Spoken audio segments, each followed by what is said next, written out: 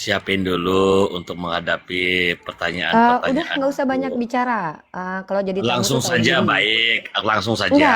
gini loh. Jadi Sebentar, orang tuh langsung tahu saja. diri Enggak, lah. aku enggak banyak bicara, aku Kalau langsung memang saja. kamu mau bertanya tuh kan santai aja. Kenapa Oke, harus kayak boleh. gini loh? Harusnya Oke, kan yang baik. kejang-kejang tuh sebenarnya saya kan, karena saya yang ditanya. Oke, Harusnya baik. yang Baik. khawatir tuh Sebelum saya, aku buka yang capek tuh data, saya. aku Kamu tanya cuma dulu bertanya ya. doang. Udah dibawa dulu aja ya. Maaf ya, kita lagi melayani manusia normal ya. Iya. Maaf ya, kita tidak mau memperlihatkan kedunguan manusia di sini sehingga nanti room ini hilang, citra marwah Islamnya tuh hilang. Ya, karena motivasi saya hadir ke ruang publik ini bukan ingin mempermalukan manusia, tapi saya ingin mengedukasi publik, mencerdaskan anak bangsa dan memperlihatkan bahwa kami umat Islam itu adalah umat yang berusaha rahmatan lil alamin. Kalau kalian misalnya terbiasa kurang ajar, tidak pernah punya adab, tidak diajarkan adab oleh keluarga dan mungkin agama kalian tidak ajarkan itu, mungkin kalian bisa lakukan itu di sekitar kalian aja, di circle kalian. Tapi kalau di room Islam, kami ada kewajiban. Kewajiban kami adalah men-trigger atau menciptakan situasi yang kondusif baik dalam ranah akademis ataupun non-akademis. Tugas kami adalah justru membangun peradaban, bukan merusak peradaban. Jadi kalau kamu terbiasa seperti hewan ternak, teriak-teriak, ngamuk-ngamuk gak jelas, atau apa ya, tidak punya akhlak sama sekali, mungkin kamu di sini bukan tempatnya ya. Di sini tempat untuk orang-orang yang memang menyembah kepada Tuhan yang benar, lalu bisa membuktikannya dan menunjukkan dengan sikap-sikapnya. Seperti itu ya. Baik, kita diskusi di sini. Tema kita adalah uh, implikasi menyembah iblis ya. Implikasi menyembah iblis.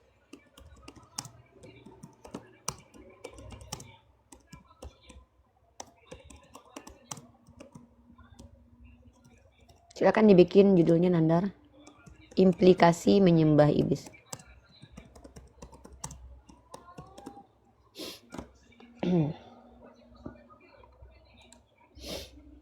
Nandar diganti tema ya.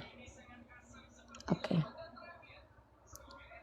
Teman-teman, hari ini tema aku adalah tema yang aku akan mengajak kalian untuk melihat realitas. Apa yang dimaksud dengan realitas, fakta-fakta yang terjadi di lapangan ketika banyak orang yang mengaku menyembah Tuhan tapi justru malah mereka merusak peradaban. Jadi yang akan aku pertontonkan ini adalah beberapa ayat Ini kitab suci, ciri-ciri dan karakter orang-orang yang mengaku menyembah Tuhan tapi sebenarnya mereka adalah penyembah iblis, begitu. Apa, Nandar? lo mau nge-live kan nggak? Maksudnya aku mau Ya, tutup gue live. sudah Ya 2 udah jam gue live. soalnya. Teman-teman, Ya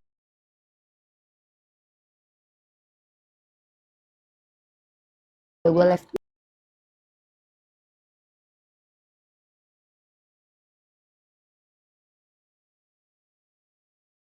yang Gue di live di YouTube YouTube. Mesia aku X Uniriva. Pindah Mesia ya, X Uniriva.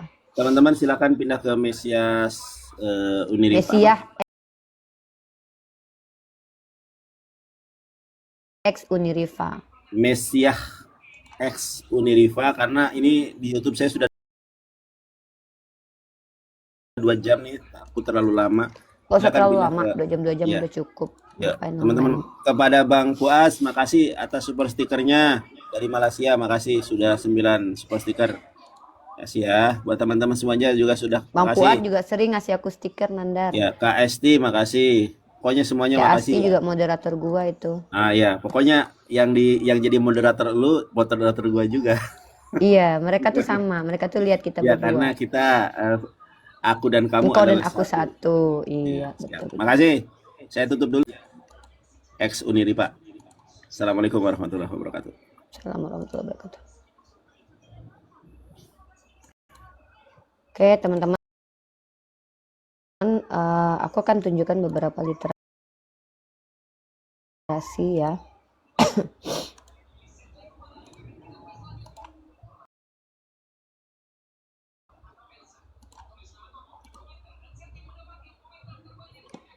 Oke. Aku akan live kan.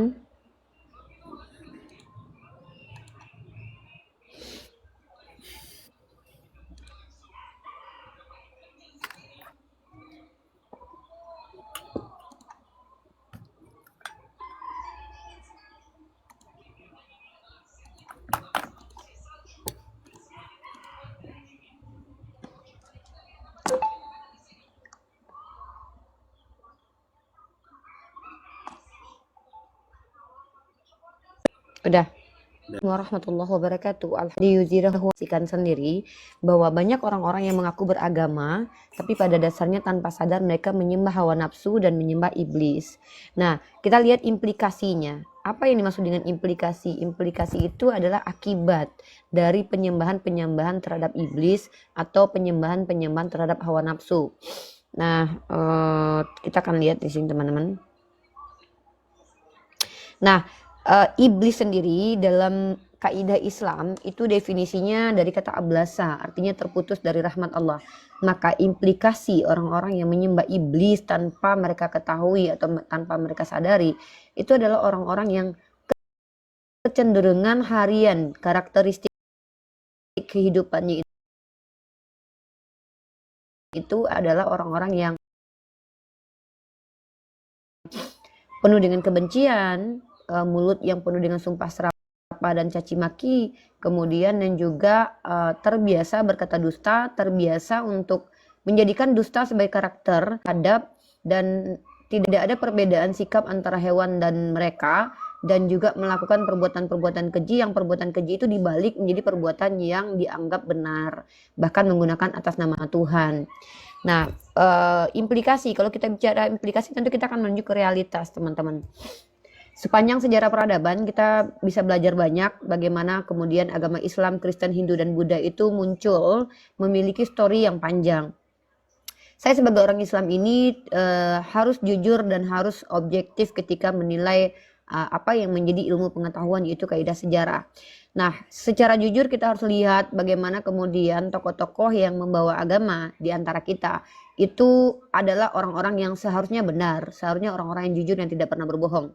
Maka ciri-ciri seseorang itu mengajarkan ajaran yang tidak benar adalah orang tersebut terbiasa berbohong dan bahkan dia adalah orang yang bisa membolak-balikan yang perbuatan jahat dianggap kemudian perbuatan yang baik, mengatasnamakan Tuhan. Ini adalah ciri-ciri orang yang menyembah kepada iblis atau orang-orang yang memang membawa ajaran sendiri yang tidak ada kaitannya dengan Tuhan alam, pencipta alam semesta. Karena esensi Tuhan pencipta alam semesta itu teman-teman dalam Al-Quran tidak pernah zolim. Apa arti zolim? Tidak meletakkan sesuatu pada tempatnya, menyelamatkan orang baik dan benar, kemudian menghukum orang yang salah, itu adalah esensi dari Tuhan. Baik Tuhan yang diperkenalkan oleh Nabi Ibrahim dalam perspektif Islam maupun perspektif Yahudi. Kita tidak bicara kekristenan teman-teman ya, karena Kristen ini agak membingungkan sistem kepercayaannya. Jujur saya masih bingung mana Tuhannya yang Maha Pencipta, Yesus atau Bapa, karena sampai detik ini belum selesai konsilinya. Karena memang sampai detik ini belum atau Bapa. Walaupun di gereja mainstream seperti Katolik sudah mengatakan Bapa sebagai sang sumber, tapi mereka juga menafikan bahwa Yesus sebenarnya bukan sang sumber. Karena kalau mereka mengatakan Yesus bukan sang sumber, mereka masuk di ranah subordinat, maka mereka menolak hal itu. Jadi masih agak membingungkan kita gitu. Maka saya tidak libatkan agama Kristen karena menurut saya bikin kepala pusing ya. Saya sudah 6 tahun menghadapi orang-orang Kristen dalam berdiskusi, tapi tidak ada tidak ada edukasi yang terima kasih Bang Fuad, tidak ada edukasi yang berarti, tidak menambahkan ilmu, tapi justru membuat saya semakin downgrade. Maka yang naik ke sini boleh agama apa aja, tapi bertanya tentang bagaimana agama Samawi itu memperkenalkan Tuhan yang mereka sembah. Nah, kalau kita lihat dalam banyak ayatnya orang Yahudi, teman-teman, dalam kitab Tanakh, Torah, Ketuvim, dan Nevim, Torah, Neviim, dan Ketuvim, kalian akan menemukan ada kontradiksi sifat Tuhan. Di satu sisi, Tuhannya dikatakan sebagai Tuhan yang tidak mungkin menghukum orang benar, lalu membunuh orang yang tidak mungkin menghukum orang yang benar. Tapi masalahnya adalah Tuhannya orang Yahudi pernah membunuh Uzza yang adalah orang benar. Bukan karena kejahatannya, tapi karena niat baiknya. Jadi kan kayak kontradiksi gitu, tidak sesuai dengan apa yang diucapkan. Ketika Tuhannya orang-orang Yahudi mengatakan bahwa dia tidak bisa dilihat, tapi banyak ayat juga mengatakan bahwa Tuhan itu pernah dilihat. Jadi agak ada kontradiksi. Entah karena kita mendapatkan sumber terjemahan atau karena kita memang belum mendapatkan pemahaman dari orang Yahudi kebanyakan. Karena orang-orang Yahudi kebanyakan itu rata-rata mereka tidak meyakini Tuhan itu bisa dilihat, berimanen, tapi mereka meyakini Tuhan itu transenden. Walaupun di kitab mereka sendiri tertulis ada penampakan-penampakan seperti Yakub yang bergumul dengan Tuhan, ya. Dan itu bukan masuk ke ranah tekstual lagi ketika harus dibawakan kerana diskusi, tapi lebih kerana imani teman-teman ya. Nah, jadi kalau kita bicara tentang ajaran iblis, teman-teman tadi lihat yang naik ke atas, salah satu teman kita mungkin beragama Kristen bernama Akun Putra. Saya tidak tahu, rata-rata kan orang Kristen ini mengaku mereka punya roh Tuhan dalam dirinya. Tapi ketika mereka punya roh Tuhan dalam dirinya, mereka tidak tenang, mengamuk, tantrum, naik ke atas tidak sabaran, tidak punya etika dan adab, tidak menghargai orang lain, tidak menghargai komal orang lain. Apakah bisa dikatakan dia ini penyembah Tuhan?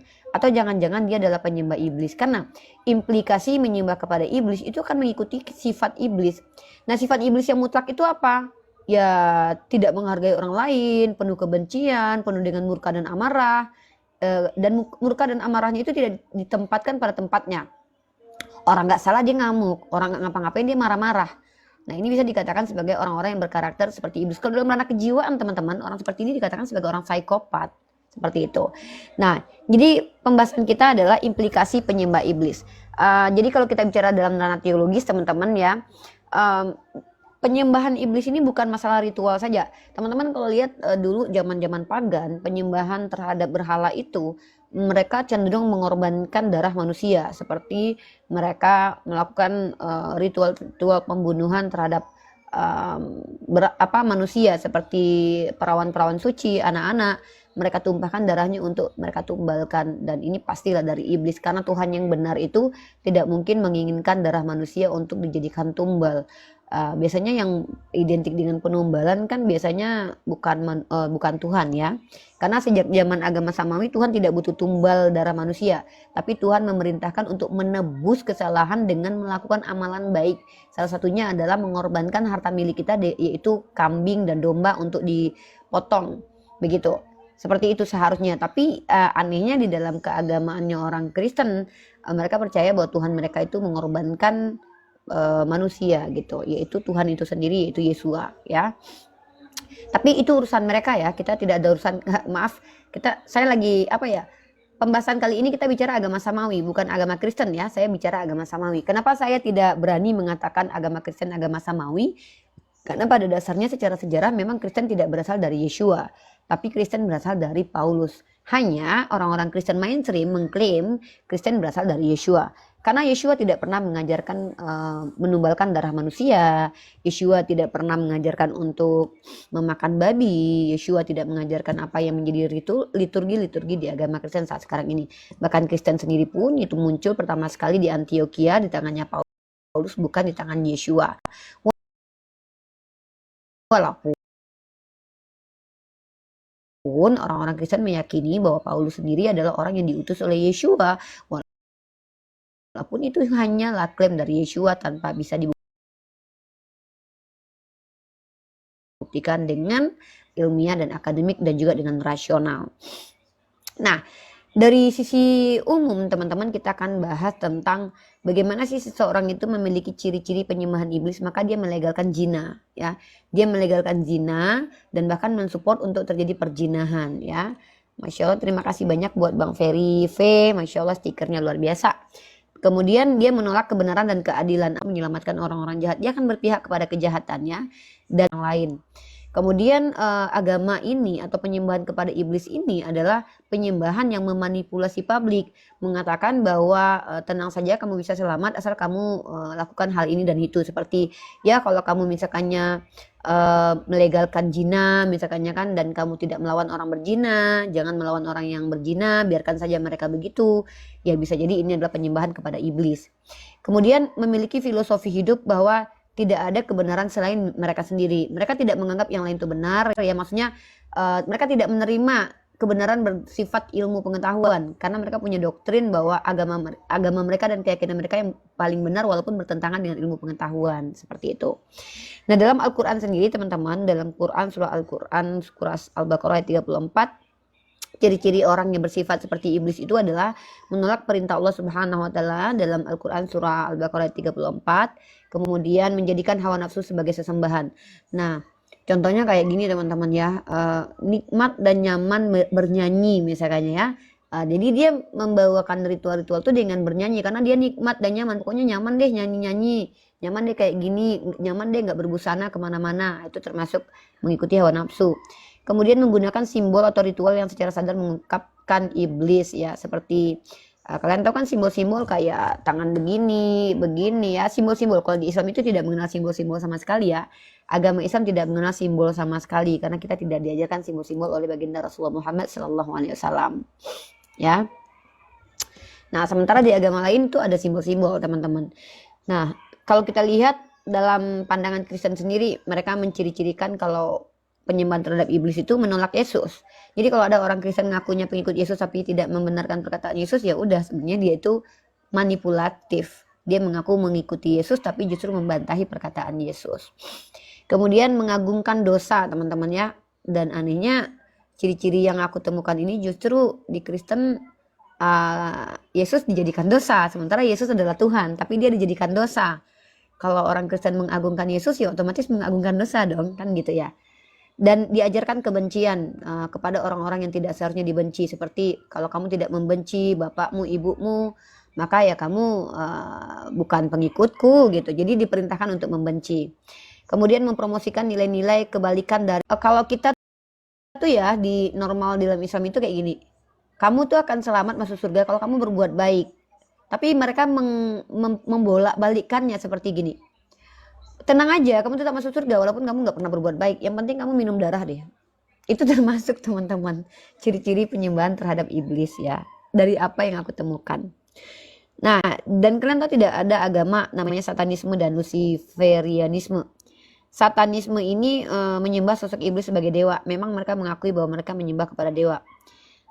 Dan penyembahan terhadap iblis ini kita akan lihat dari ciri-cirinya. Oke, teman-teman tahu ya, kalau di Islam itu membangun akhlak.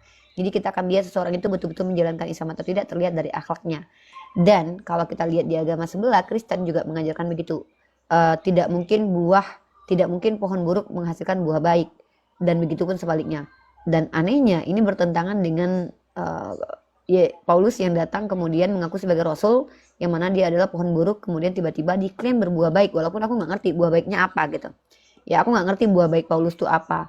Kalau dikatakan buah baik mengajarkan ajaran tertentu, ya berarti semua pengajar agama ya buah baik dong. Ya itu kan perspektif subjektif. Apakah Paulus pernah mengajak untuk beramal soleh seperti berderma, berzakat kepada orang miskin?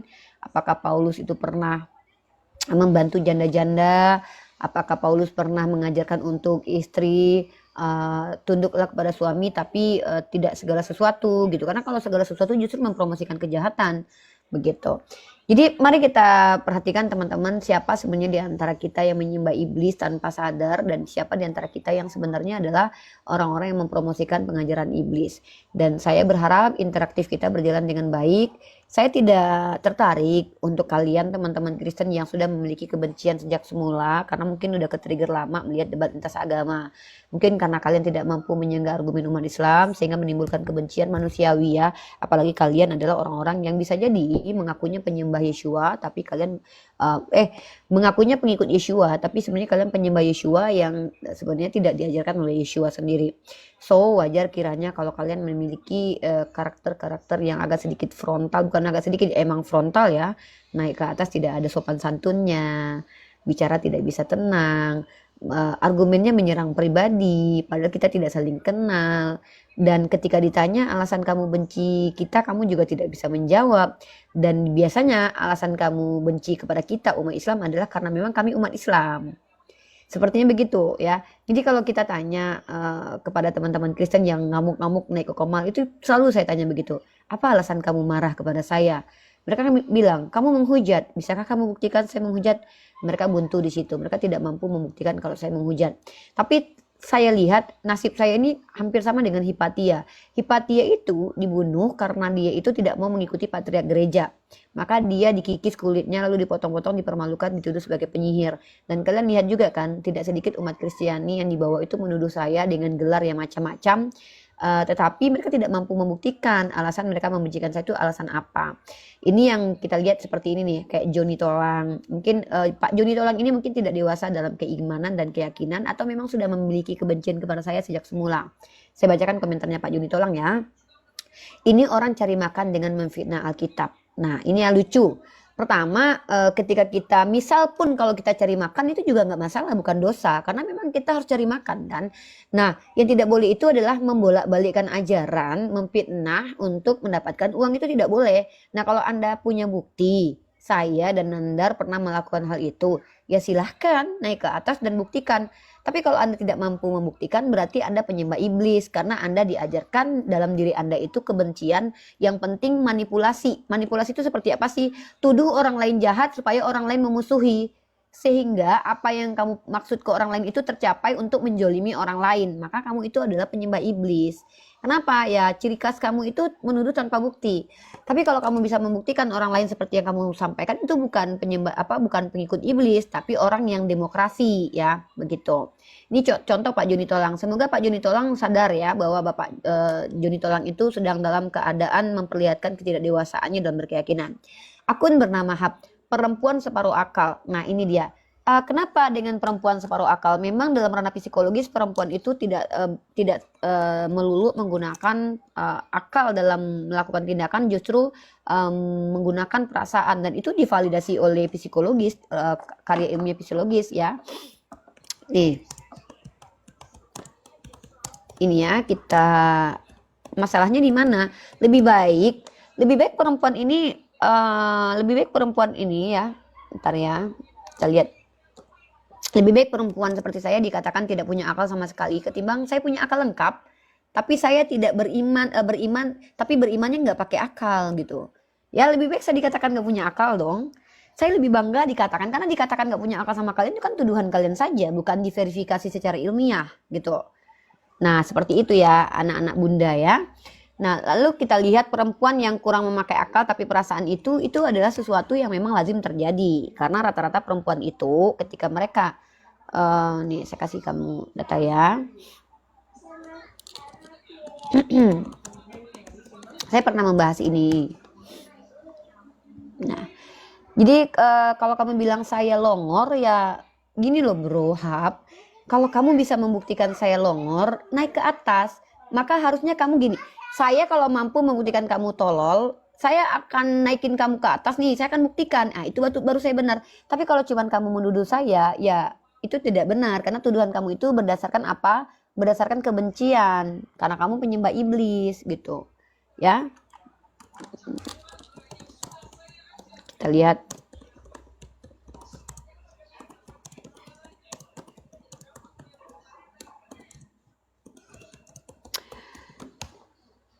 ya, kalau misalkan kalian terbiasa gitu ya.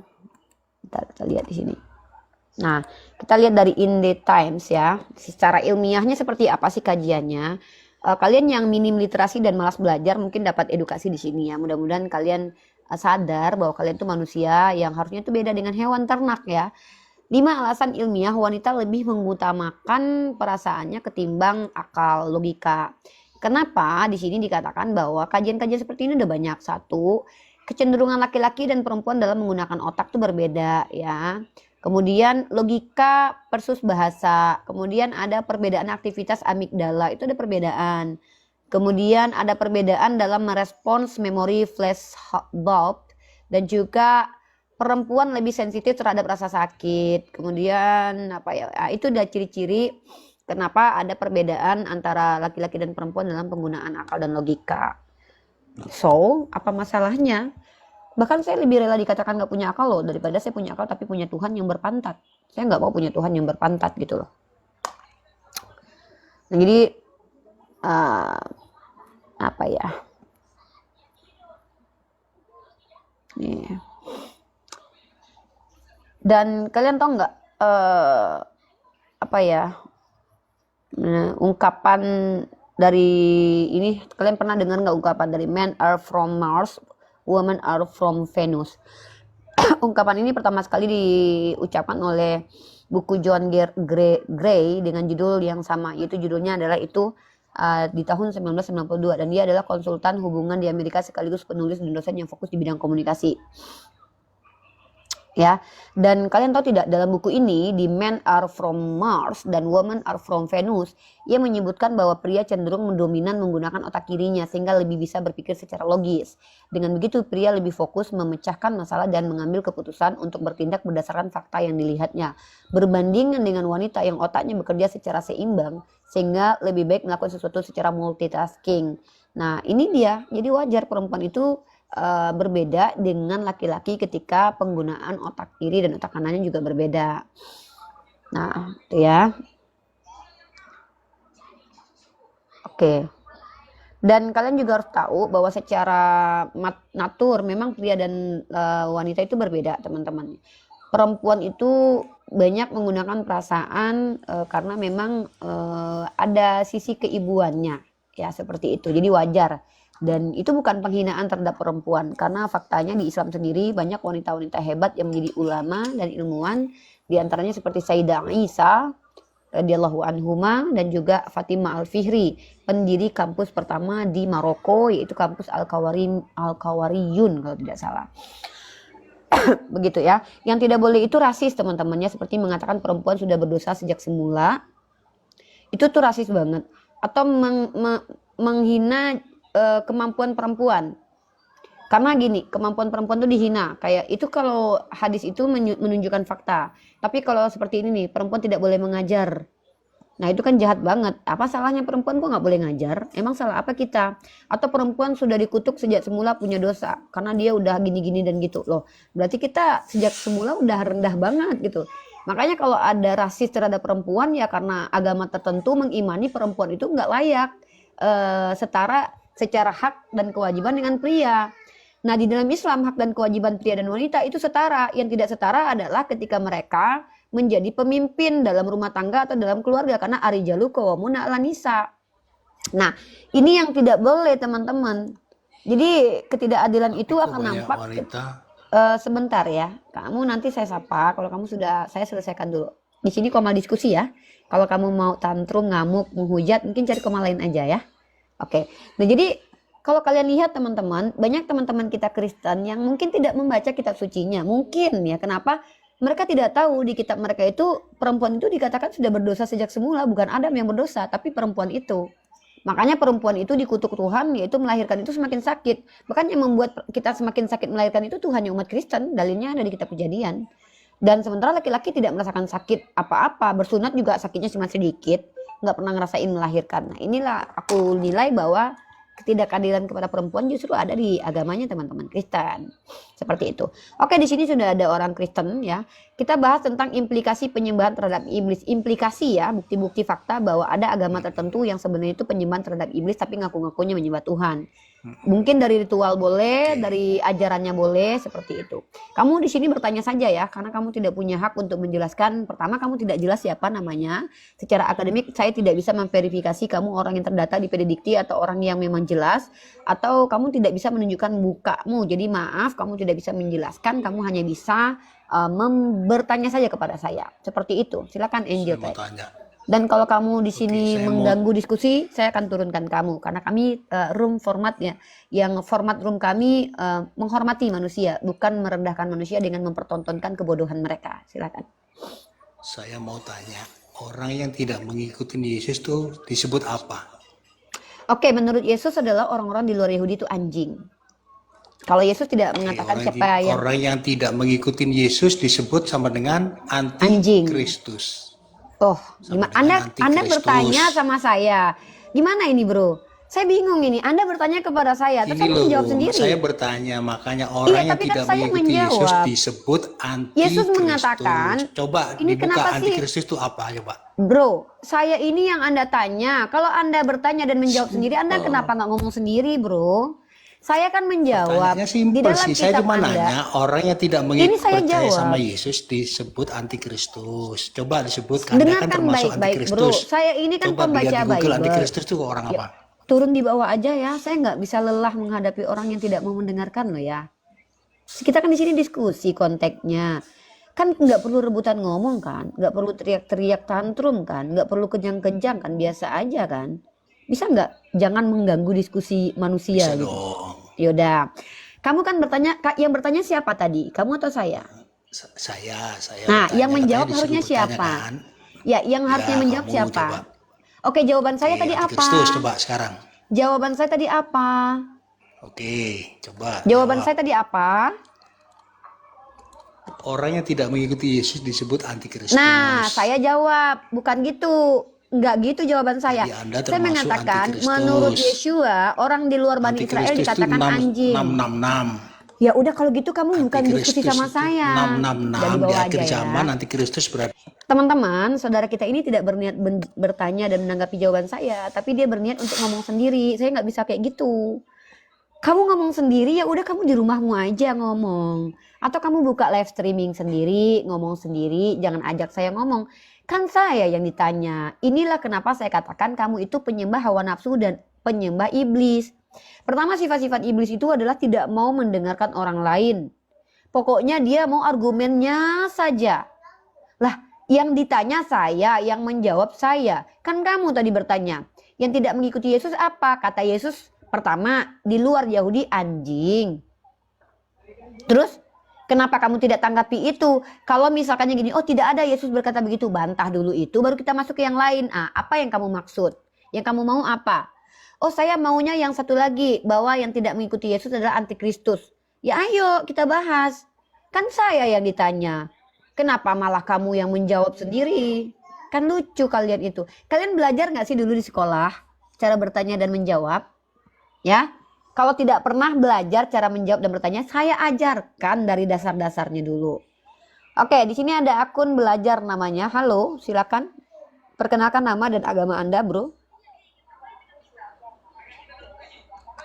Silakan belajar. Nah, di agama Kristen teman-teman, orang yang di luar Yahudi dikatakan anjing. Itu bukan kata saya, tapi kata Yesus. Apakah kita yang tidak mengikuti Yesus itu adalah anjing? Iya. Karena apa? Karena orang Yahudi itu rasis. Orang Yahudi itu menganggap di luar Yahudi itu adalah anjing, setara dengan anjing. Nah, makanya saya tidak mau jadi Kristen. Kenapa? Ketika saya jadi Kristen, saya mengikuti pola berpikirnya orang Yahudi. Karena Tuhannya orang Yahudi. Pola berpikirnya orang Yahudi seperti apa? Mengatakan orang di luar Israel itu adalah anjing. Dan ini dilarang dalam norma. Norma apa? Norma etika, karena kita kan bukan anjing. Kita kan manusia biasa. Masa dikatakan anjing? Saya nggak terima. Makanya saya katakan, interpretasinya seperti apa? Ayo kalian yang jelaskan. Setahu aku, menurut Ibu Rita Wahyu, memang Yesus menggunakan istilah anjing untuk menyetarakan orang-orang di luar Yahudi. Itu fakta. Ya. Nah, apakah saya termasuk anjing? Maaf. Saya bukan termasuk anjing karena Tuhan saya tidak membedakan manusia dari etnis. Yang membedakan manusia dari etnis itu Tuhan kalian. Maka di agama kalian orang di luar Yahudi adalah anjing. Tapi karena saya Islam, Tuhan saya bukan Tuhan yang rasis. Tuhan saya mengatakan yang membedakan saya dengan orang lainnya adalah iman dan takwa saya. Yang dikatakan sebagai hewan ternak adalah kaum kafir. Jadi kita beda. Ya di agama kalian memang orang di luar Yahudi memang anjing. Lah, terus saya harus gimana coba? Nih saya kasih data deh. Anjing yang diberkati itu kalian. Itu bukan kata saya ya, maaf ya.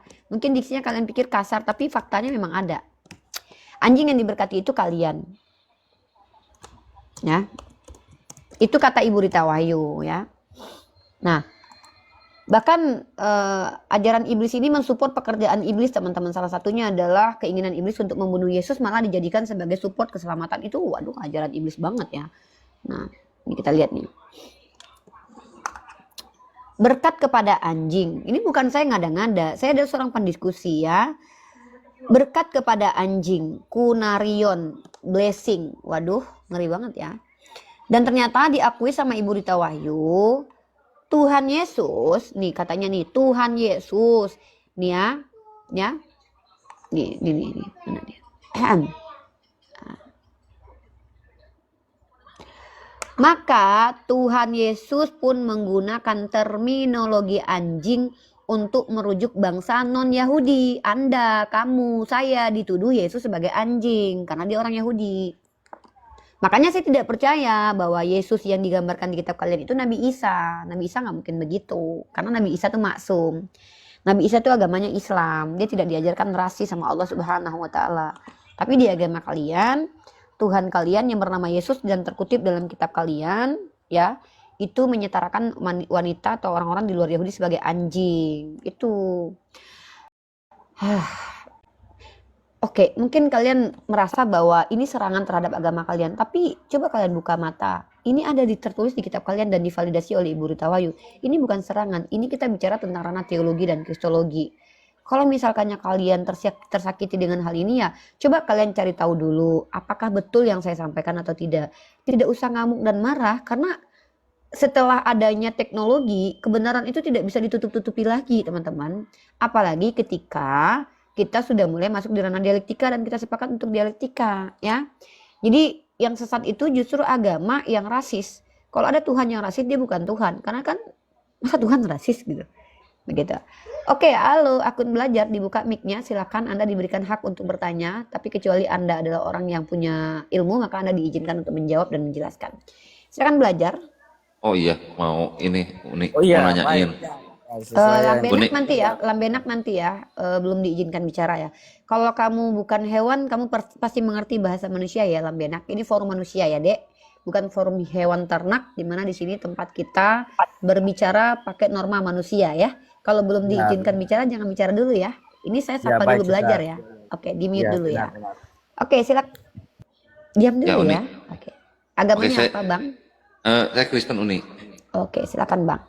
Ini tadi saya dengar Uni katanya Ini Pak Jemi nih. iya, kok tahu sih apa suaranya? Pak Jemi, Iya. orang Kristen sepanjang TikTok diskusi itu yang baik itu cuma beberapa orang dan saya tahu mereka siapa. Jadi saya tahu juga suaranya. Rata-rata tidak ada yang jarang orang Kristen yang naik ke komal Islam itu betul-betul menggunakan narasi normal manusia. Contoh Lambenak, belum apa-apa aja udah buka mic, minta bicara, nggak sabaran. Pak Jemi dari tadi diam, kemudian diizinkan bicara, kemudian baru bicara. Artinya Pak Jemi orang baik. Nah, salah satu orang Kristen yang memang agak baik dan memang berbeda itu ya Pak Jemi. Jadi saya tahu itu Pak Jemi. Monggo Pak Jemi. Ya. Tadi mendengar Uni katanya kan harus menghargai apa namanya perempuan. Memang saya setuju. Tapi kami pun menghargai perempuan kalau di Kristen. Terus saya ada pertanyaan nih Uni. Kenapa waktu itu, ini mah kan berdasarkan sejarah juga ya. Kenapa waktu itu, waktu pencalonan Ibu Megawati ya, Partai Poros Tengah itu, ya diantaranya banyak lah, mungkin Uni pasti apalah soal itu ya. Kenapa mati-matian mencegah Ibu Megawati untuk naik gitu? Padahal waktu itu ketika itu kan Ibu Megawati itu kan sedang lagi top-topnya gitu, sedang lagi the best performance-nya dia di situ. Kenapa dicegah mati-matian dengan Poros Tengah itu? Uni? Oke, saya jawab. Pertama Pak Jemi, klaim Pak Jemi mengatakan bahwa kami menghargai perempuan itu it's okay, itu hanya klaim teologis pribadi ya, karena bukan jawaban ilmiah. Kalau jawaban ilmiah itu kita punya landasannya kita tunjukkan dalil dan kemudian faktual. Tapi karena Pak Jemi bilang kami Kristen menghargai perempuan, ya nggak mungkin lah ada agama Kristen yang mengaku saya tidak menghargai perempuan, kok itu nggak mungkin.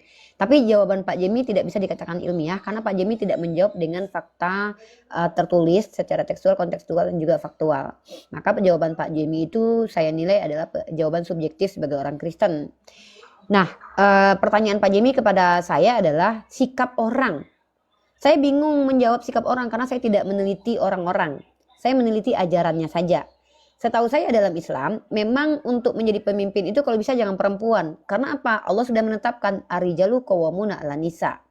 Bahkan kan saya sudah bahas dari awal, psikologi perempuan dan laki-laki itu berbeda. Coba lihat Bu Mega sekarang. Banyak kan video beliau yang berseliweran di mana beliau menunjukkan sisi emosionalnya dengan ucapan-ucapan yang bahkan viral di mana-mana. Bagaimana kemudian beliau seandainya menjadi presiden kita dan beliau merepresentasikan Indonesia. Jadi kan Pak Jimmy harus sadar juga gitu loh. Harga diri Pak Jimmy sebagai laki-laki mau diletakin kemana? Nah, kenapa? Emang nggak ada lagi di Indonesia ini laki-laki yang berkualitas? Emang udah pada hilang laki-lakinya gitu? Jadi kami ini agama Islam ini bukan agama yang menyetarakan laki-laki dalam gender dan perempuan, nggak setara. Gender dan laki-laki perempuan itu nggak setara. Yang setara itu haknya.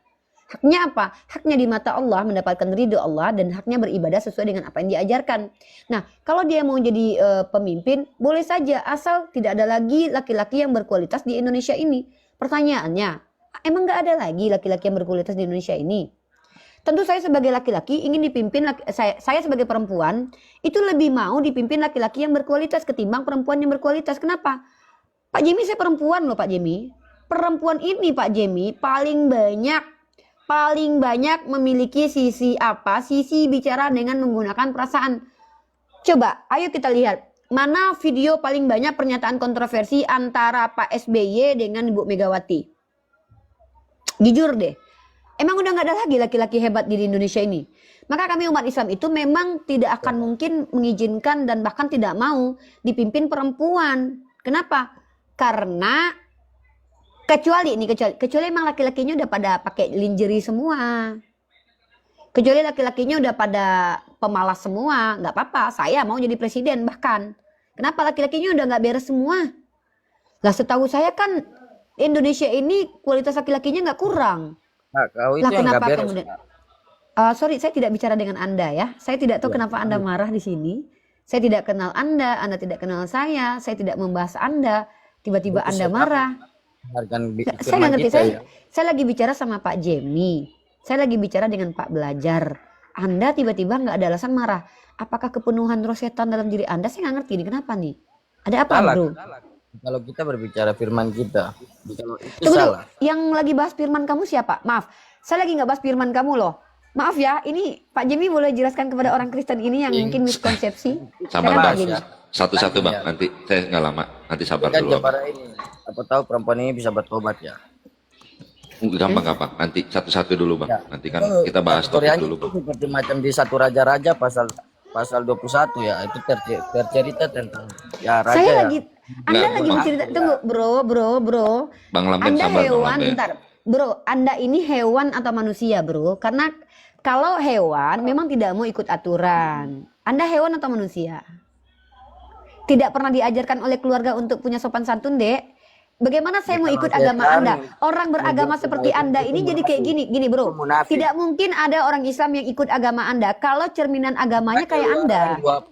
Hukum Musa. Jadi kalau engkau percaya saya, engkau bisa membatal kitab saya. Saya dilarang. Saya buat bantah kitab kamu tuh buat apa?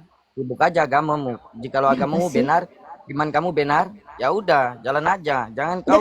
Enggak, saya nggak ngerti. Kamu ngomong apa? Kamu ada apa? Hati-hati Mungkin kau, kamu Bang. lagi punya Hati-hati masalah kau, dengan Bang. istri mungkin, Dek. Mungkin kamu punya masalah besar di rumah kamu. Coba Nggak selesaikan ada, dulu ini jalan masalahnya. kebenaran. Kau hati-hati ya, kau ini hati-hati kau. Orang Jangan ini kau kenapa ya? main-mainin Tuhan kita. Tuhan kita nggak buta ya. Hati-hati. Tuhan kalian nggak buta. Sabar, Bang, Tuhan sabar, cuma Bang. mati bro. Bang Lamben sabar. Kita kan lagi bicara yang lain. Sabar dulu. Muhammad Santai juga mati. bang. Ya, Tuhan kita bangkit. Ya Nabi Jangan Muhammad manusia. sembarang. Tuhan kamu Iya. juga mati Beda kan. Padahal dia beda Tuhan. kepercayaan. Beda kepercayaan. Nggak Ya bisa. udah nggak jangan. bisa. Bisa nggak? Ya udah, Kamu nggak usah kalau bahas, seandainya udah masih habis. ganggu diskusi, Ya udah saya habis. turunkan. Mau tetap di sini Ya atau mau udah, turun? Mau tetap di Gue sini udah atau mau kasih turun? tahu kalau mau baca itu tentang satu Nggak usah raja pakai gue. ayat 21 itu Mau tentang tetap di perbaikan. sini atau Kalau turun, mau Dek? tahu hukum Tuhan, belajar Dinda, hukum Tuhan dulu. Kau Dinda, bicara tentang orang beragama Dinda, Kristen. udah Hati-hati deh. kau. Turun di bawah ya. Ya, hati-hati apa sih? Tuhan kamu tuh emangnya kerjanya ngapain ngutuk-ngutukin orang? Kenapa sih kamu ini? Justru jadi takut dia jadi Kristen kalau kayak gini kelakuan orang Kristennya, guys. Guys, Maaf ya Kakak. maaf Kakak ya kan guys, sorry bro. Salah. Tidak akan ada satupun orang setolol orang akan masuk ke Kristen kalau yang ngajarin Kristennya kayak gini guys. Kenapa? Ya kita nggak mau kayak kamu. Kita nggak mau jadi kayak kamu. Kalau yang ngajarin Kristen kayak Pak Jemmy, mungkin saya bisa tertarik jadi Kristen. Kenapa? Pak Jemmy baik. Tapi kalau kamu yang ngajarin Kristen kelakuannya kayak kamu, wallah ya, saya lebih baik jadi pohon deh daripada nyembah Tuhan kamu loh, serius. Baru masuk ya tentang ayat Yesus gitu-gitu nggak usah. Kamu nggak ngerti, kamu ngerti nggak kamu ngomong apa? Manusia panah seperti Hah? saya, jangan Terus? mempermainkan Tuhan kita.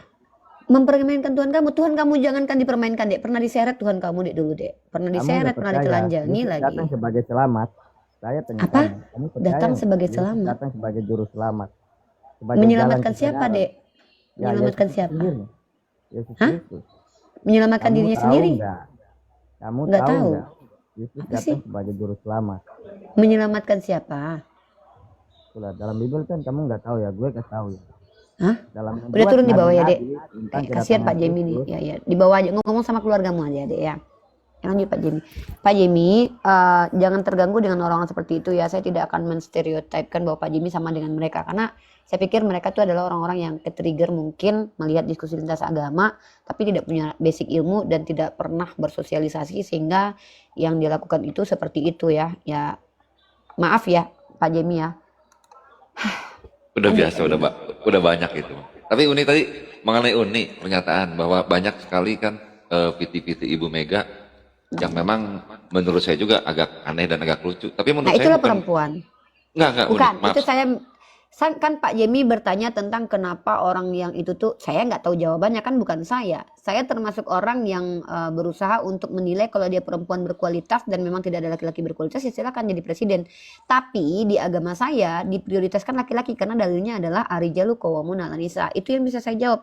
Tapi kalau saya harus mewakili pendapat orang-orang yang tidak mau Bu Megawati kemarin, kita kan nggak tahu, jangan-jangan mereka memang nggak suka sama Bu Meganya, atau kita kan nggak tahu itu. Jadi saya nggak bisa jawab itu Pak, karena itu kan motivasi dari orang lain, kecuali saya menyelidiki orang tersebut. Misal Bapak tanya namanya siapa, saya cari tahu di internet kenapa dia ada gesekan politik nggak dulu, baru bisa saya jawab. Nah saya aja nggak kenal sama orang-orang yang menolak mereka, menolak Bu Megawati, gimana saya mau dijawab? Iya Saya hanya sih. landasan saya adalah Al-Quran dan hadis. Iya Al-Quran sih, dan hadis mengatakan bahwa arijalu qawwamuna 'alan nisa. Laki-laki itu pemimpin bagi perempuan, bukan sebaliknya, begitu. betul. Tapi maksudnya gini, yang tadi Uni bilang itu bahwa memang betul Ibu Mega sekarang ini kan memang agak aneh juga ya Kita jangan bahas Bu pernyataan dia. Mega deh ya.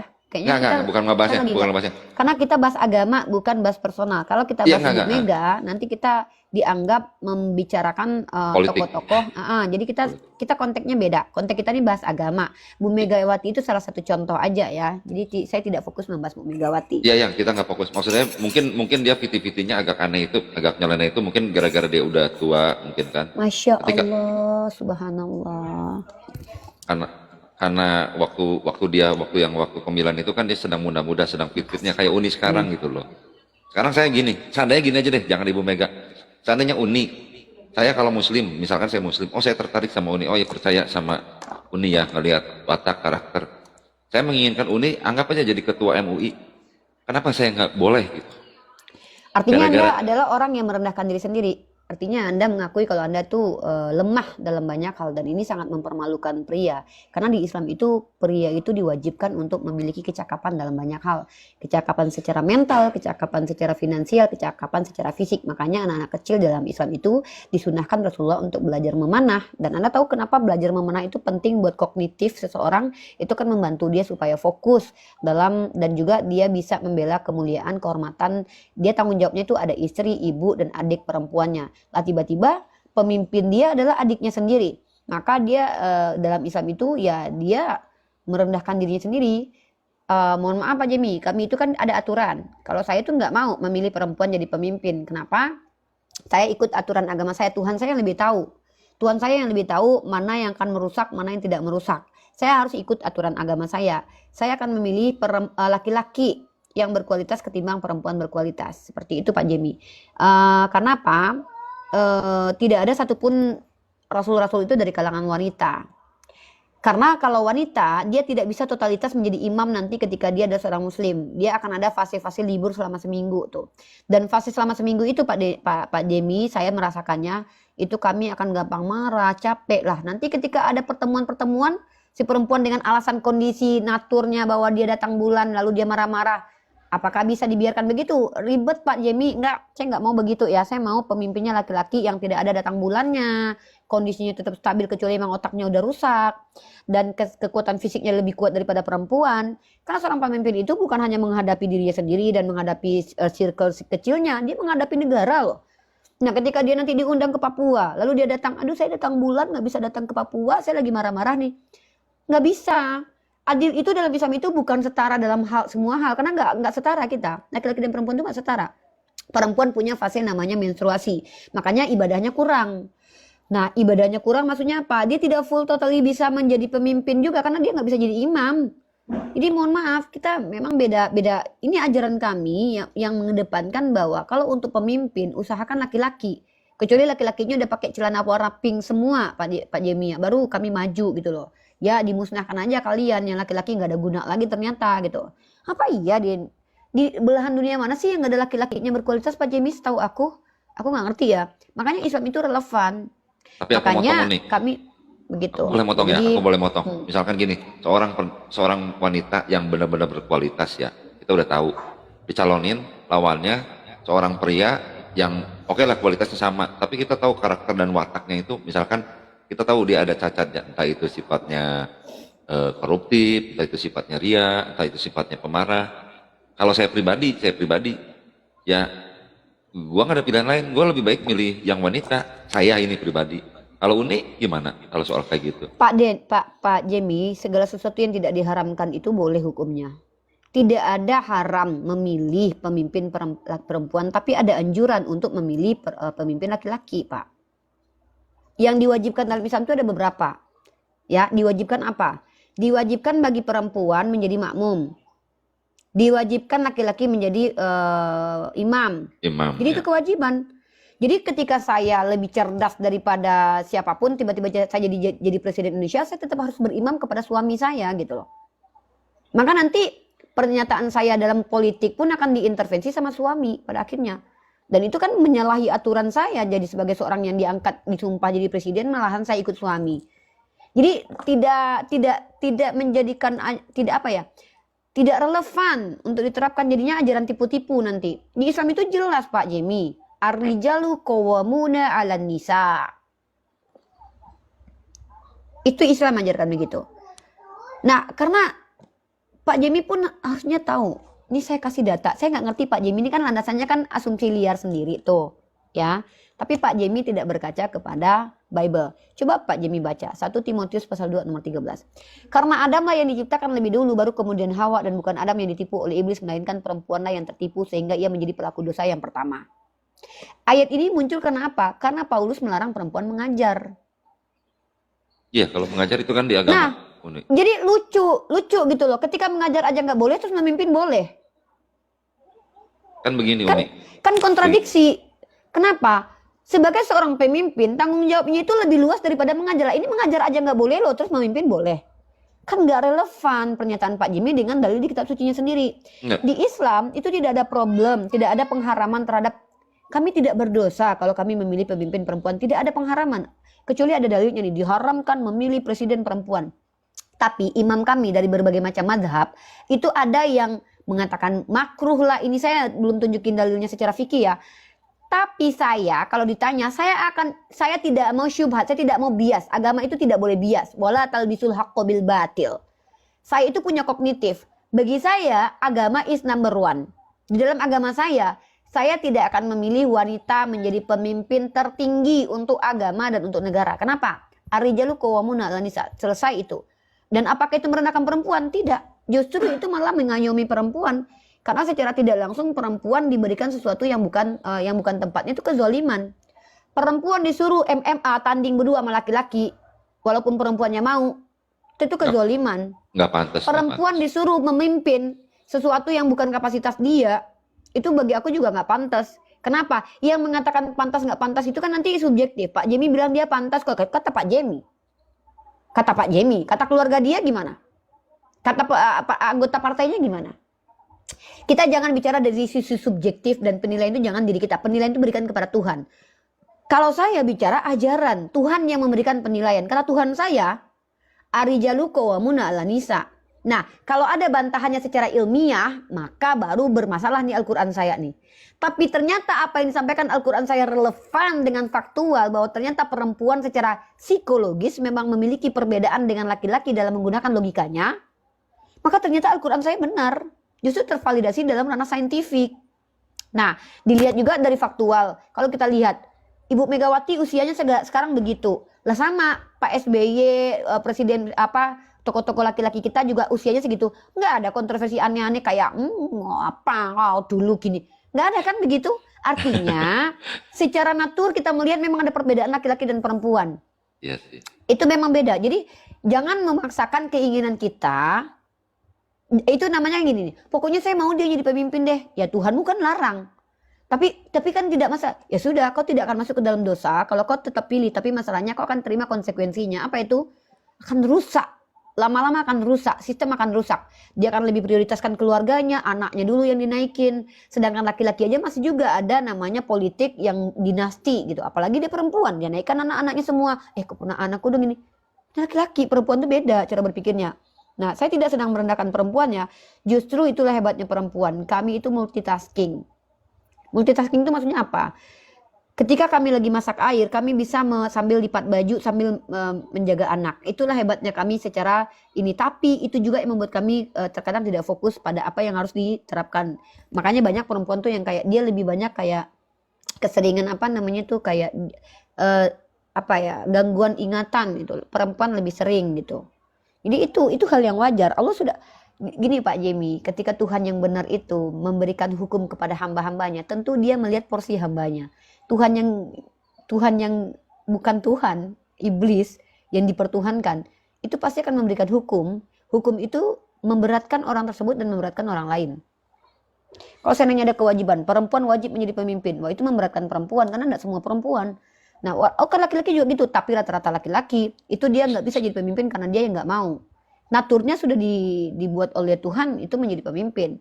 Secara tulang dia lebih kuat daripada perempuan, secara fisik dia lebih kuat daripada perempuan, secara logika dia lebih kuat daripada perempuan. Kalau dia pas perjalanan hidupnya malas-malasan, botol, nggak mau belajar, ya udah itu bukan naturnya. Tuhan sudah berikan dia common sense gitu. Tapi banyak juga tapi banyak juga kan kelebihan wanita yang tidak dimiliki oleh pria. Banyak loh. Sebenarnya kelebihan yang dimiliki perempuan yang itu tidak ada kaitannya dengan ranah kepemimpinan, Pak. Kalau kita bicara tentang kelebihan, itu bicara di ranah lain. Karena memang naturnya perempuan itu menjadi seorang ibu, pendidik, menjadi madrasah pertama, dan bahkan dan kami sebenarnya Pak, saya ini tidak wajib untuk berjihad fisabilillah dalam artian seperti ini loh. Kewajiban saya itu adalah mendidik anak saya dan berpaturia kepada suami saya gitu loh. Bahkan itu adalah hal yang lebih gampang bagi saya untuk mendekatkan diri kepada Allah. Bahkan orang yang patuh kepada dia menjaga ibadahnya, lalu dia patuh kepada suaminya, maka dia akan masuk ke pintu surga yang manapun. Jadi Allah tidak merepotkan kami perempuan. Makanya kami tidak ada kewajiban untuk menjadi pemimpin. Nah, begitu juga dengan laki-laki. Kalau laki-laki itu wajib bagi dia menjadi pemimpin. Setidaknya dia memimpin keluarga dan rumah tangganya. Nah, inilah karena jadi kita beda. Saya motong, boleh ya Uni ya? Motong. Tadi Uni bilang katanya wanita itu, ya saya alamin ya, wanita itu memang yang di dalam rumah itu yang menjadi guru buat anak-anaknya kan? Ya toh, yang mengajarkan segala sesuatu kan? Menurut saya alangkah baiknya juga kalau seorang wanita mengajarkan bukan buat anaknya aja, buat bangsanya untuk itunya. Enggak masalah Pak Jemi, silakan aja. Sebenarnya kan ini kan nggak ada polemik yang Pak Jemi angkat ini. Ini kan Pak Jemi sedang mengusulkan supaya perempuan jadi presiden. Nggak apa-apa, pilih aja presiden. Kalau mungkin Pak Jemi tertarik saya jadi presiden, nanti kalau saya mencalonkan diri Pak Jemi pilih aja, nggak apa-apa. Di dalam agama kami berhak juga menentukan pilihan. Orang yang nggak mau Megawati jadi presiden, ya itu hak dia tidak berdosa kok. Enggak Kan tidak ada implikasi dosa dan tidak dosa. Itu kan mindset seseorang. Saya juga berhak menentukan pilihan. Sebentar, Angel diam dulu ya. Saya dari tadi itu kan saya bilang begini nih. Jarang orang Kristen itu yang punya adab di Komal, kecuali hanya beberapa orang. Di antaranya Pak Jemi dan Pak Dr. Antonius, dan masalahnya mereka tuh rata-rata Katolik gitu. Saya nggak ngerti entah kenapa teman-teman kita dari kalangan Protestan tuh lebih banyak yang tidak sabaran, padahal mereka mengaku ada Tuhan dalam dirinya. Nggak ngerti apakah mereka gampang emosi karena sering makan babi, padahal orang Katolik juga makan babi loh. Tapi kenapa ya Pak Jemi sama Pak Antonius tuh lebih tenang, lebih santai, bisa diajak ngobrol dua arah kayak gini. Itu berapa menit saya ngobrol sama Pak Jemi, tidak ada hujatan, tidak ada tendensius, hampir 42 menit, mungkin kalau saya hitung 40 menit lah. Tapi kita santai kok, tidak ada saya turunkan, bahkan saya tidak membantah keras Pak Jemi, bahkan saya memberikan kesempatan kepada Pak Jemi. Pak Jemi silakan, kalau memang Pak Jemi ingin nanti suatu saat dipimpin perempuan, ya monggo-monggo saja, silakan, it's okay. Kan begitu. Kalau dalam Islam kami punya aturan, dan aturannya adalah arijalu qawwamuna 'alan nisa. Itu fix ya. Kalau saya sendiri bukan orang yang senang membantah kitab suci saya gitu loh. Saya adalah orang yang akan ikuti kitab suci saya karena memang tidak ada aturan di kitab suci saya itu yang tidak relevan dengan kehidupan sosial, malah justru divalidasi oleh saintifik semua rata-rata gitu loh. Mungkin begitu. Ya, ya jadi gimana? Silakan. Ya, jadi Pak Jemi, kembali lagi, segala sesuatu yang tidak larangannya itu adalah boleh. Tapi ketika kita melakukan sesuatu itu ada implikasinya. Yang pertama adalah implikasi dari perbuatan kita itu menjadi asbab kita berdosa, menjadi asbab kita berpahala, menjadi asbab perbuatan itu sia-sia, dan menjadi asbab perbuatan itu berdosa. Jadi kalau saya tuh menjaga diri supaya tidak sia-sia dan tidak berdosa, ya saya memilih sesuatu yang memang dianjurkan oleh agama saya. Saya pengen negara saya aman, tentram, baik, tidak rusak dengan penuh fitnah. Maka saya akan pilih laki-laki muslim yang memang saya lihat di antara yang lain lebih kredibel gitu. Tapi saya prioritaskan apa?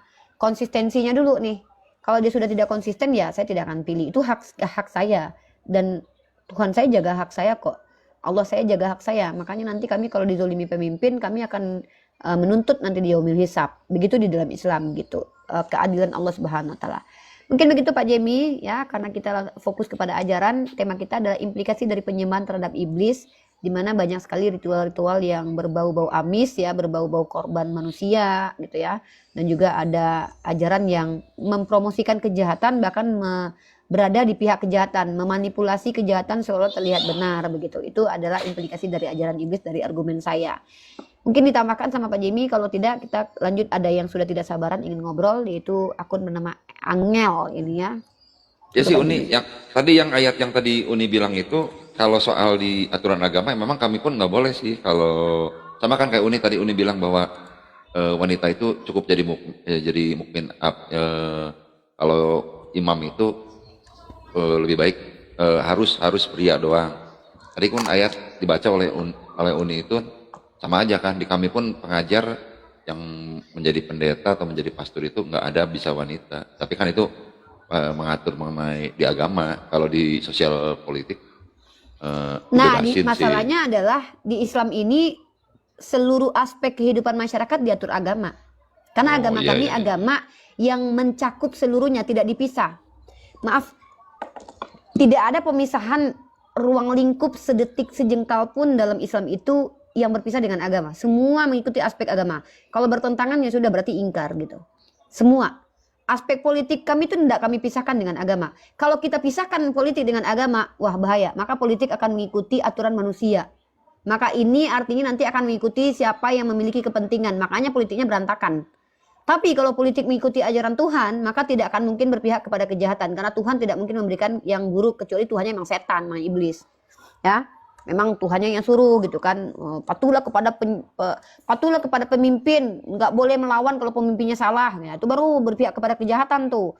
Dan Tuhan saya nggak pernah katakan itu. Kata Allah Subhanahu wa taala, kami harus taat kepada Rasul, ulil amri, dan juga kepada Allah. Taat kami kepada Allah itu dengan cara taat kepada ulil amri. Cara taat kepada ulil amri itu cara taat kepada Rasulullah. Maka tidak ada ketaatan kepada maksiat. Kalau ulil amri kami membawa maksiat, nggak mungkin kami ikuti. Nggak mungkin saya ikuti. Mau dia habaib sekalipun, kalau dia bermaksiat saya nggak akan ikutin apa yang diajarkan. Di kami juga itu sama. Aturan agama saya. Nah, jadi tidak ada pemisahan antara agama dengan dunia sosial, ruang lingkup kehidupan sosial dalam Islam. Karena seluruh aspek kehidupan kami sebagai umat Islam, mulai dari kami lahir bayi sampai mati menutup mata, itu diatur dalam Islam. Kalau ada agama yang pilah-pilah berarti enggak. Berarti ini agamanya ya tidak bisa diterapkan dalam satu aspek. Gitu loh. Itu pendapat Uni ya. Bahaya kan? Saya pertanyaan kedua ya, yang mengenai sosial ya, mengenai fikih nih. Saya nanya setelah ini saya turun. Nih, aku pernah mendengar nih ya itilah, tapi kita mesti sebutin nama ya. Yang mengatakan begini, riba itu hukumnya haram. Setuju saya sampai detik itu. Ya perkataan itu saya setuju. Yang kedua, dia pernyataannya lagi, ya kurang lebih saya perpadat gitu ya. Katanya kalau bunga itu berarti riba. Saya tanda tanya tuh pernyataan dia yang itu. Yang ketiga, riba itu dosanya dosa besar, sama aja seperti menggauli ibu kandung sendiri. Berarti kan sangat besar sekali. Nah, pernyataan yang keempat yang bikin saya bingung banget. Menurut dia, kalau kita meminjam ke bank konvensional itu dianggapnya riba. Nah, itu coba gimana Uni? Ya, pendapat para ulama memang ada yang berpendapat bahwa itu termasuk riba, karena apapun seberapapun ya itu tetap riba. Namun ada yang namanya ijab dan qabul Pak Jimmy. Akad itu ada. Jadi akad itu ada namanya akad, kayak saya nih. Saya pinjam uang sama kamu 1 juta. Saya kasih kamu uang 5.000. Akadnya ini bukan karena saya mengganti uang kamu, tidak. tapi saya ingin mengucapkan terima kasih kepada kamu untuk jajan anak-anak kamu. Maka akadnya di situ. Innama amalu biniat. Kembali kepada innama amalu biniat. Tapi kalau dia karena keterpaksaan, karena dia memang ini, ya udah berarti itu riba. Atau saya udah kamu bantuin nih pinjam 2 juta waktu aku kepepet, ya. Maka aku ada uang 50.000. Ya, uang 50.000 ini niatnya adalah memberikan infak kepada keluarga kamu yang susah. Maka saya titip kepada kamu. Makanya ada ijab dan qabul. Tergantung kepada apa yang kita niatkan. Itu dalilnya mana? Innama a'malu biniat. Maka Allah lah yang berhak untuk menghakimi. Tapi secara keseluruhan yang namanya riba itu haram. Sama seperti jangankan riba Pak. Makan babi aja Pak. Kalau seandainya kami, nyawa saya menjadi taruhannya. Terancam. Dan sementara saya kalau hidup masih ada manfaatnya nih buat negara dan buat agama. Saya bertahan hidup nih, kecuali saya udah gak ada guna nih. Lebih baik saya pilih mati lah ketimbang makan babi. Tapi kalau saya ternyata masih ada gunanya buat negara dan agama dan keluarga saya masih ada membutuhkan saya akan pertahankan hidup saya dengan ya ternyata nggak ada ubi, nggak ada talas, nggak ada apa-apa, adanya babi doang. Ya udah saya makan babi. Allah saya tidak jatuhkan hukum karena Allah saya tahu niat saya itu bukan untuk sengaja mengingkari Allah. Di sini dosa itu jatuh ketika mengingkari Allah. Nah kalau saya misalkannya ke bank konvensional misalkannya, ya memang ada ulama yang mengatakan itu riba, memang itu dikatakan haram, memang ada. Tapi ada juga yang ulama kemudian melihat dari sisi lain, dalil-dalil yang dibawa, kias-kias yang dibawa, pada akhirnya disepakati bla bla bla dan bla bla bla. Ya begitu. Jadi saya tidak boleh menentukan hukum karena saya bukan Majelis Ulama Indonesia, satu. Yang kedua, saya hanya berpendapat bahwa saya akan lebih berpihak kemana? Saya akan lebih berpihak kepada apa yang memang menjadi ulama, banyak mayoritas ulama mengklaim. Mayoritas ulama bilang bahwa itu tidak haram, saya akan ikut. Itu lebih aman buat saya. Ulama mayoritas bilang itu haram, saya nggak akan ikuti. Karena itu lebih aman bagi saya untuk mengikuti mayoritas ulama ketimbang yang orang yang berbeda pendapat sedikit. Karena jangan-jangan dia bicara bukan dari keilmuan, tapi bicara dari sisi yang dia salah perspektif gitu loh. Jadi kalau kita bahas apa tergantung ijab dan niat dan kabul, ijab dan kabul dan niatnya gitu Pak. Kalau saya selama ini tuh ketika ada mungkin saya beli motor terus ada uangnya segitu, ya kan ijab dan kabulnya seperti apa gitu. Kita membeli kredit dengan nanti harganya jadi naik dari dia gitu. Kecuali kita memang pinjam uang dulu sama dia tuh kita bunga, ya itu nyata riba. Bahkan ada loh ulama kayaknya yang mengatakan bahkan beli mobil yang rumah rumah itu pun juga termasuk riba gitu. Tapi kembali lagi saya ikut kepada jumhur ulama. Iya, justru yang jadi masalah gini loh nih. Kan kita kan kayak model rakyat kecil itu kan pengen usaha nih, ya kan? Misalkan. Wah, itu bentar Pak Jemi, itu bukan masalah di dalam keagamaan kami. Karena di dalam keagamaan kami itu kami tidak mengcover permasalahan hawa nafsu, tapi dalam Islam itu agama Islam memberi aturan supaya tidak mengikuti hawa nafsu, memberi batasan maksimal minimal. Itu syariat namanya. Tapi kalau Pak Jemi bilang nanti kan ada masalah begini, ya itu kan masalah yang dibuat orang lain gitu loh. Kayak dia pengen usaha lah. Ya dia yang pengen usaha kan. Rasulullah sendiri mengajarkan kami kok cara usaha yang baik. Rasulullah sudah ajarkan kok. Dari kecil Rasulullah itu sudah berusaha, dia sudah bekerja. Dia bekerja kepada orang lain, kemudian diajarkan juga untuk menabung. Artinya Islam itu sudah mengatur supaya kalian tidak menjadi orang yang jatuh ketika kalian sudah dewasa. Lah ketika dia jatuh terhempas terus dia lari ke riba, ya itu bukan masalah dalam agama lagi, tapi masalah seseorang yang dia buat sendiri gitu loh. Jadi tetap dia akan dikenai dosa karena dia adalah orang yang mengikuti riba. Seperti itu Pak, dalam Islam itu wala talbisul haqqa bil batil Pak. Tidak bisa mengakal-akali agama Pak. Mutlak ya mutlak, haram ya haram, wajib ya wajib gitu. Nggak ada ceritanya tuh kayak kita berdamai ya. Tidak ada misalnya Rasulullah ajarkan begini, kecuali misalnya. Ya jangan dibikin kecualinya gitu, nggak ada. Kalau Rasulullah ngajarkan jangan gitu. Bukan Uni. Saya bukan mengenai orang yang konsumtif, yang pengen kredit motor supaya gaya, bukan. Maksud saya gini, orang yang kecil, kita ngomongin rakyat kecil ya, yang maksudnya dananya nggak ada gitu kan ya. Orang yang inilah, ketika dia mau dagang bakso misalkan kan, otomatis kan dia kan butuh modal ke Uni. Nah butuh modal itu kan sekarang kan pemerintah kan ada KUR tuh.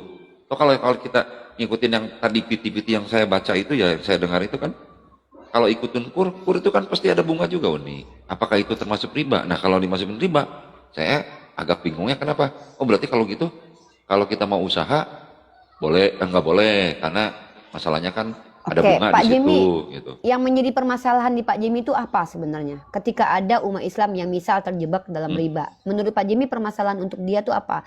Kesalahan sistem agama apa? Di mana jadinya? Karena saya tidak mau mendengarkan masalah pribadi orang. Setahu saya di dalam Islam itu, ketika bahkan kita membunuh orang pun ada loh toleransi dari Allah untuk bertaubat, kemudian untuk memperbaiki diri, dan tidak boleh faktor kesengajaan. Segala sesuatu yang dilakukan dengan faktor kesengajaan Pak Jimmy itu tetap hukumnya dosa, dan itu ya itu aturan Allah. Ya kalau mau membantah ya membantah saja. Agama kami kan agama yang jelas. Wala talbisul haqq bil batil. Tidak boleh mencampurkan hak dengan yang batil. Gitu loh Pak Jimmy. Jadi bahkan saya sampaikan ayatnya. Allah itu menghalalkan apa? Jual beli. Al-Baqarah ayat 275, dan mengharamkan yang namanya riba. Ya kalau dia masuk ke definisi riba ya udah berdosa Pak Jimmy. Mau apapun, mau dia ustadz kayak kiai kayak ya udah berdosa ya. Berdosa. Total nggak boleh aja, sama sekali aja.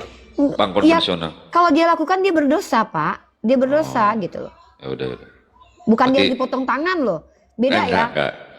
Nggak ada ceritanya orang makan riba itu dipotong tangan kemudian seperti pencuri ya, karena pencuri itu merusak orang lain loh ya. Maka orang lain Ya. berhak untuk minta menjatuhkan hukuman kepada dia. Tapi kalau riba itu kan dia zalim kepada dirinya sendiri. Bahkan Allah Pribadi. adalah Tuhan yang Maha Pengasih. Bahkan makanya Allah pernah bilang dalam Al-Qur'an, di mute dulu Pak.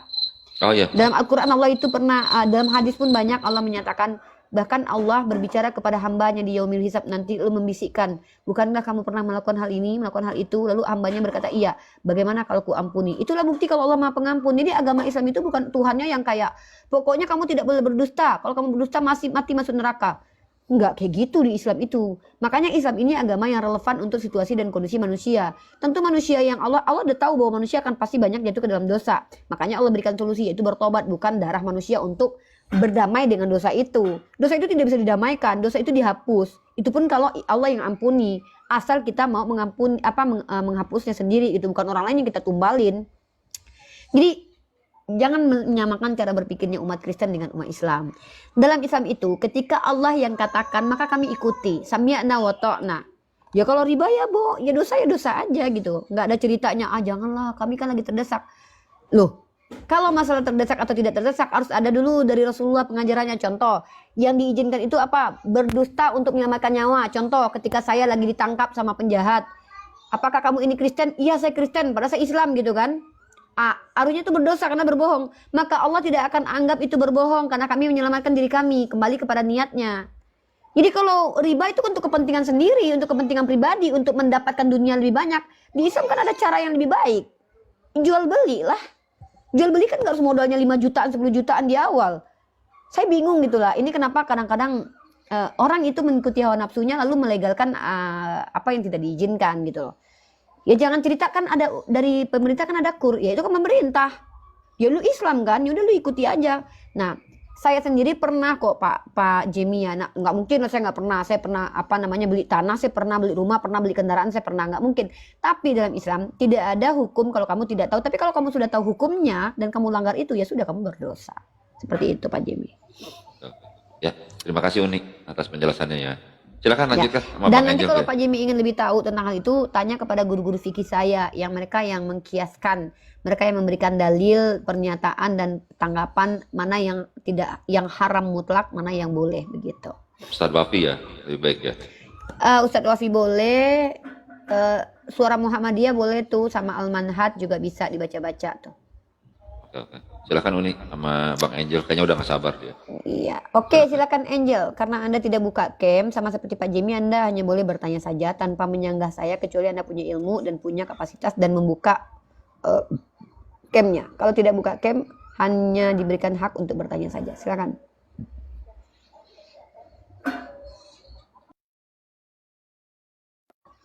Silakan Angel. Halo Angel. Halo Angel.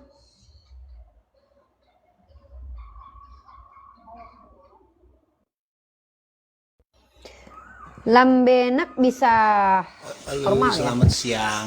Ya, Ya boleh. sebentar. Oh, siang. Lambenak, kamu bisa hargai sesama kawanmu Kristen dengan tidak memotong mereka ketika mereka bertanya dan mendengarkan saya Boleh, ketika saya boleh, ditanya. Kak. Boleh. Iya, iya. Jadi manusia yang baik ya di sini ya.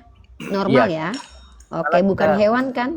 baik. Ya, Iya. silakan. Di mute ya. Oke, pinter. Nah, itu dong. Baru menunjukkan sisi kemanusiaannya. Oke. Oke, Angel, kamu hanya boleh bertanya saja. Silakan Angel. Halo, selamat siang. Silakan pertanyaan pertama. Saya mau tanya, menurut keinginan kakak itu ingin punya Tuhan seperti apa sih bentuknya? Tuhan itu bukan karena berdasarkan keinginan. Pengetahuan tentang Tuhan itu berdasarkan informasi dari Tuhan sendiri yang diberitakan kepada malaikat dan para nabinya. Kalau kita menginginkan Tuhan seperti apa, berarti Tuhan menurut saya. Dalam Islam tidak ada istilah menurut saya, tapi menurut Tuhan sendiri. Karena yang tahu tentang Tuhan adalah Tuhan, maka pengetahuan kita tentang Tuhan pasti tahu dari Tuhan, bukan dari pribadi kita dan asumsi liar kita. Seperti itu. Oke, yang kakak tahu, Benar sekali. istilahnya imajinasi kakak Tuhan itu bentuknya apa? Tuhan saya bukan Tuhan imajinasi. Saya tidak pernah membayangkan, mengimajinasikan Tuhan saya seperti Ya, apa. di ayat Karena apa? Tuhan saya luruskan dulu dong ya. Bersabar ya. Tuhan saya bukan Tuhan imajinasi. Setahu saya yang imajinasi adalah foto-foto Yesus, itu diakui bahwa itu adalah bentuk imajinasi manusia yang membuatnya sebagai karya. Tuhan saya bukan Tuhan yang bisa diimajinasikan karena Tuhan saya adalah laisa kamitslihi syai'un, artinya tidak serupa dengan apapun. Tidak akan ada yang bisa mengimajinasikan Tuhan saya. Seperti itu, saudaraku. Apakah Tuhan Maha Kuasa? Tuhan saya Maha Kuasa tentunya. Apakah Tuhan tidak bisa menjadi apa gitu? Tuhan itu Karena berkuasa. kekuasaannya. Karena Tuhan berkuasa, makanya dia tidak harus menjadi apa. Karena dia berkuasa. Kalau dia harus menjadi apa, maka dia tidak berkuasa lagi. Karena dia terikat dengan kata harus. Tuhan tidak semestinya itu... Sebentar. Tidak layak bagi Tuhan terikat dengan kata harus. Sehingga dia mengikuti keinginan dari makhluknya. Tuhan itu hanya terikat dengan... Tuhan itu hanya mengikuti kehendaknya. Jadi kalau Tuhan saya mau menjadi apapun... Ya tentu dia bisa. Masalahnya ketika dia menjadi apapun, dia bukan Tuhan lagi. Udah dijawab kan? Jangan dipotong, saya lagi menjelaskan. Udah dijawab. Nah, kenapa menjadi bias kalau kita diskusi? Karena banyak teman-teman Kristen ini yang tidak sabaran mendengarkan kesimpulan. Jangankan, makanya jangan diganggu. Kalau Tuhan itu berkuasa, dia bisa menjadi apapun. Nah, kalau Tuhan kamu menjadi apapun, makanya dia tidak berkuasa. Kenapa? Karena dia harus menjadi sesuatu. Nah, saya tanya, bisa nggak Tuhan kamu menjadi kotoran? Silakan dijawab. Nah, itu yang sangat aneh menurut saya. Jadi pikiran Kenapa Anda itu aneh? kotor. Jadi Loh. kalau Ya, menurut berarti saya, Saya pikiran Anda lagi itu bertanya kotor, kenapa gitu. malah menyerang diri saya pribadi. Saya kan bertanya. Kalau Tuhan mau itu tidak menyerang pernah ingin argumen menjadi saya, najis. dari mana Anda tahu kalau Tuhan tidak pernah ingin jadi najis? Tuhan tidak Saya pernah tanya, menjadi najis. Coba oke, buka di kalau ayat begitu saya Anda tanya sama sekarang. Anda. Buka Sebentar. sekarang. Kalau memang Tuhan Anda tidak pernah menjadi kotoran, kenapa dia jadi manusia yang punya kotoran? Bukankah firman yang menjadi daging itu Buka adalah Allah ayatnya sendiri dan di sekarang dalam Tuhan menjadi kotoran. Saya lagi. Buka ayatnya sekarang. Kamu yang menuduh, kamu yang tunjukkan, bukan saya yang harus kamu suruh. Saya bukan Enggak, budak buka kamu. ayatmu. Katanya Tuhan menjadi kotoran. Buka ayatmu. Saya di sini lagi kamu Boleh, tanya, boleh, lalu tidak saya menjawab. Lamena, kamu kalau tidak bisa jadi orang di sini turun ya. Kamu di Tuh. sini nggak terima biawak ya. Gini loh Angel, jangan tantrum, jangan kejang. Kamu harusnya yang tantrum itu saya loh, karena Enggak, saya bukan ditanya. kejang. Itu kotoranmu, Ya, kalau nggak kejang ya pikiranmu biasa. gitu loh. Pikiranmu yang kotor, pikiranmu itu Yesus anti punya Kristus. tai enggak, saya Menolak tanya? Kristus, Yesus punya tai menghujat enggak? Roh Kudus. Ya, Yesus punya Menghujat tai. Roh Kudus, dosamu Mulai tidak akan tantrum. bisa diampuni. Kamu Mulai menolak Rohul Kudus, sudah ditulis di Al-Qur'an. Rohul Mulai Kudus. tantrum, mulai sama juga kamu ini tuh nggak menolak Rohul berapa menit kira-kira Kudus. teman-teman dia nggak akan berhenti. Mari kita simak berapa menit ya kira-kira. Bukan berhenti, pikiranmu tuh aneh gitu loh. Enggak lah, Aneh saya rasional pikiranmu banget. itu. Saya sangat rasional. Makanya saya tanya, Yesus punya tai enggak? Oke, sekarang gini, itu karena kan pikiranmu, mana ada sih Kenapa pertanyaan tidak seperti itu selain kamu? Loh. Saya tanya.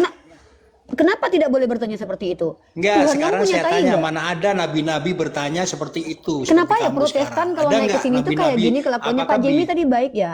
Pak Jimmy itu enak banget loh tadi, dia Gini Katolik loh, ya gini loh, teman-teman. sekarang saya Kenapa ceritakan, orang-orang oke, Protestan sekarang itu saya- kalau naik ke tempat kita tuh kayak gini kelakuannya, kalau nggak ngamuk, tantrum, murka-murka. Saya kan bertanya, bisa nggak Tuhanmu jadi tai? Karena kamu yang bilang Tuhanmu bisa jadi segala sesuatu. Tai itu termasuk segala sesuatu. Lalu kamu bilang, kok kotor? Loh, Tuhan bertai aja kau percaya. Kecuali bisa kau buktikan Yesus tidak bertai dalam dirinya. Ketika Yesus menjadi daging, kau ingat emang dia cuma daging yang berjalan doang? Kau pikirin dia nggak punya lambung, nggak punya ginjal, dia aja makan. Ketika dia makan, dia punya usus besar. Di usus besarnya itu bukan tai, berlian isinya. Coba kau tunjukkan dulu, dalam usus besar Yesus itu adanya emas dan berlian, bukan tai. Makanya saya tanya, menurutmu Tuhan bisa nggak jadi tai? Kalau kau tidak mampu menjawab, ya sudah, jangan kau tantrum dan kejang dan mengatakan pertanyaan saya nggak pantas. Kenapa nggak pantas? Sementara kau saja mengimani Tuhanmu punya tokai. Buktinya apa? Dia pernah makan. Kecuali kau bisa buktikan Tuhanmu itu dia tidak punya lambung. Orang lambungnya jadi tusuk keluar cairan kok, berarti dia punya alat reproduksi, alat vital. Di mana di alat vital itu ada ikan goreng yang masuk ke dalam tubuhnya. Artinya calon-calon tai itu ada di dalam tubuhnya, dan bahkan ketika sudah diproses dalam usus besar itu bau banget guys. Itu kalau ditusuk baunya bau banget. Makanya kalau kalian kentut itu bau banget karena ada tai di dalam usus besar. Lah, Tuhan kalian kan adalah daging yang punya tulang yang darah, yang di dalamnya ada ginjal, hati, dan juga lambung dan juga usus besar. Kan tai itu. Bahkan dalam kitab Ulangan, tai sapi itu salah satu juga dipakai untuk alat penebusan dosa. Lah Yesus kan sebadan-badan setubuh-tubuhnya dibunuh untuk menebus dosa kalian. Kenapa kalian tantrum? Inilah yang seharusnya tuh saya yang tantrum. Kenapa saya yang ditanya? Saya yang punya beban untuk mencari dalil, saya yang punya beban untuk menjelaskan. Nah ketika kau kutanya balik, ngamuk-ngamuk nggak jelas, kan lucu kau dek, gitu loh, ya. Jadi inilah kenapa orang-orang Kristen yang naik ke komar kita ini dari kalangan Protestan itu jarang yang sama seperti Katolik. Kenapa? Ya mungkin bisa jadi mereka itu adalah orang-orang yang kebanyakan makan tahi gitu loh. Buktinya kayak bapak tadi, ada 2, si Lambenak 1, si Angel 1. Disuruh naik bagus-bagus, mari diskusi sesuai dengan rasionalitas berpikir, tidak menentang akal. Ya kalau kalian mau ngajak saya menentang akal saya, ya jangan sama saya lah. Nandar gue turun dulu, gue di ini nih, dibatasin gue. Nandar, yang harusnya kejang-kejang saya, kok malah kamu yang kejang-kejang. Lah ini si Rasmi ini mau ngapain? Rasmi, maaf ya Dek Rasmi, Anda tidak layak diskusi karena Anda kan tukang jual tuak, mulutnya sering pakai kata-kata kotor. Di sini kan tempat Bunda Gembala menginjili, tempat yang kita usahakan seakademis mungkin. Jadi Rasmi tua jangan di sini ya Dek. Rasmi tua jual tua aja Dek. Malu Bunda Gembala kalau diskusi sama Rasmi tua. Karena Bunda Gembala bukan tukang jual tua. Maaf ya, Bunda bukan menyerang profesinya Rasmi. Tapi kan Rasmi sering ngomong kasar, kotor ya. Dan bahkan Rasmi sering menghujat. Kalau Bunda kan bicaranya akademis ya. Nanti takutnya Rasmi lagi minum tua, Bunda nggak tahu lagi. Bunda naik satu lagi aja deh akunnya. Maaf ya Rasmi ya. Rasmi jual tua aja. Nanti kalau Rasmi udah normal baru bisa diskusi sama Bunda ya nak.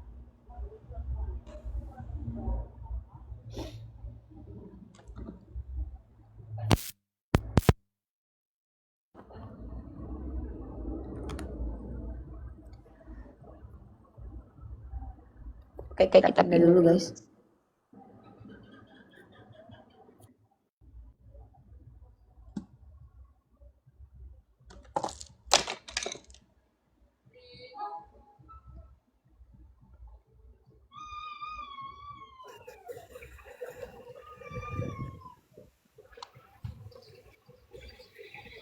Ya baik Kak, gue bertanya kepada Kakak ya. Satu Ya, pertanyaan. bertanya saja. Enggak usah dalam Bible kita, dalam diri Kakak aja ya. Kakak benar-benar meyakinkan Yesus Kristus sebagai utusan ataupun sebagai yang datang yang kedua kali untuk membunuh Dajjal, yaitu Kristus untuk menebus dosanya Kakak dengan saya. Enggak, saya nggak kenal Yesus di agama saya. Kami cuma kenal Nabi Isa. Yesus itu kan Tuhan kamu, bukan Kakak udah Nabi menyangkal saya. ya. Oke udah Kak, makasih Kak. Terima kasih. Selesai. Ya udah, Itu jawaban bye. Kakak ya. Iya, baca terima Keluaran kasih. 20 ya Kak. Jangan sujud ya Kak. Hah? Keluaran 20 dalam Bible kita kalau bisa baca Keluaran semua ya. 20 itu kitab siapa itu? Kitab Musa itu bisa Kakak belajar. Kenapa ya. kamu kutip-kutip kitab Musa? Emang kamu Bani Musa? Iya, apa sebab keturunan? sebab Kamu kita umatnya percaya Musa. hukum Taurat dan kita percaya kepada ini yang Kamu memberikan iman percaya ini. hukum Taurat? Iya, saya percaya Coba sebab baca itu satu. membuat nubuat tentang Coba. Tuhan Yesus itu sendiri. Yaudah. Tentang Kristus itu kedatangan Oke. datang ke dunia sini. Dalam 10 hukum Taurat, pasal pertama adalah jangan menyembah kepada Allah lain. Jangan sujud Siapa? menyembah Ya, kepada jangan Allah sujud di hadapanmu. Iya, jangan Siapa? kau menambahkan Ya, Alkitab kamu atau menguranginya. Jangan. Ya itu kamu berdosa. sujud, ya kamu. Iya, Aduh, jadi kalau belajar Alkitab jangan seakan-akan seperti Nabi saya palsu. lagi nggak belajar, saya Iya. lagi ngajar.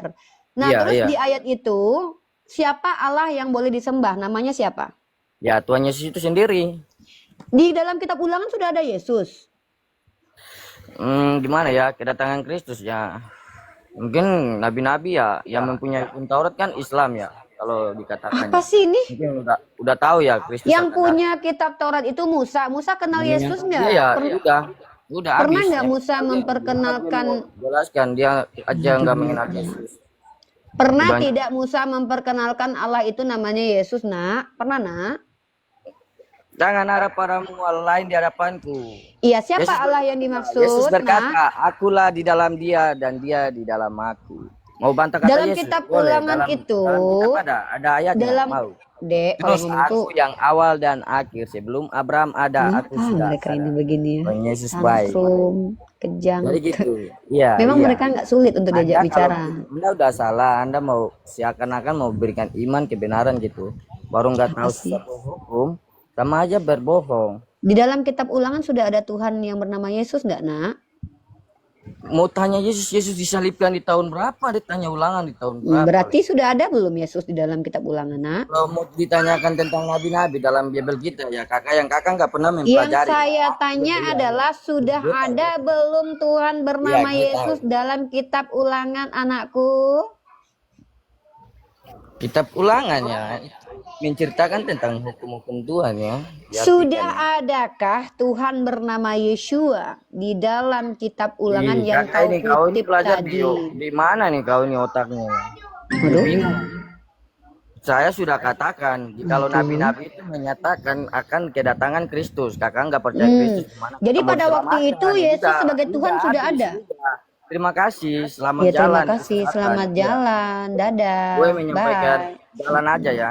Ya, Iya. jangan menghakimi sesama manusia. Lalu Ya. yang menghakimi Karena dari tadi sebagai kok. nabi-nabi palsu. Oke, baik. Terima kasih. Shalom. Ah, terima kasih. Yesus Iya, memberkati. dadah. Ya. Enggak mau. Dadah, turun. Kenapa, Bang? Bang, masalah hidupnya berat banget kayaknya, Bang. Cocok kalian berdua. Iya, Pak Jemi. Aku mau nanya Pak, Uni, itu kenapa? gara-gara abang Mak, tadi itu nih. maaf, turunin ininya dong, ekonya dong, apa? Oh sorry. Aku mau nanya nih soal yang tadi nih, gara-gara abang tadi nih. Iya. Gara-gara yang baru nih. Setelah ini aku mau turun juga sih makan siang. Nih Uni, Ya, aku juga mau makan siang ntar. Uni, aku mau nanya. Tadi Uni ngebantah dia. Bukan ngebantah sih, tapi pertanyaan gini aja deh. Menurut Uni, yang namanya Yesua Al-Masiyah atau Yesus Rifa idiot, nggak berani kau sama aku, longor kau idiot kau, nggak berani kau sama aku kan longor. Ya, Cari lanjut. alasan kau longor, goblok kau, umi kau tak separo. Nggak berani kau cari alasan kau, janda bodoh kau, janda longor kau. Udah, cari alasan kau, nggak ada aku pernah jual tua ya longor, pempitnah kau, janda longor. Goblok kau, nggak berani kalian sama aku. Siapapun apologia Islam nggak berani sama aku, nggak berani kau, longor kau. Debat sama aku kau, kalau pintar kau, karena kau goblok makanya kau nggak berani sama aku. Kau fitnah aku anjing ya. Ah itu dengar semua penontonmu itu, karena kau goblok.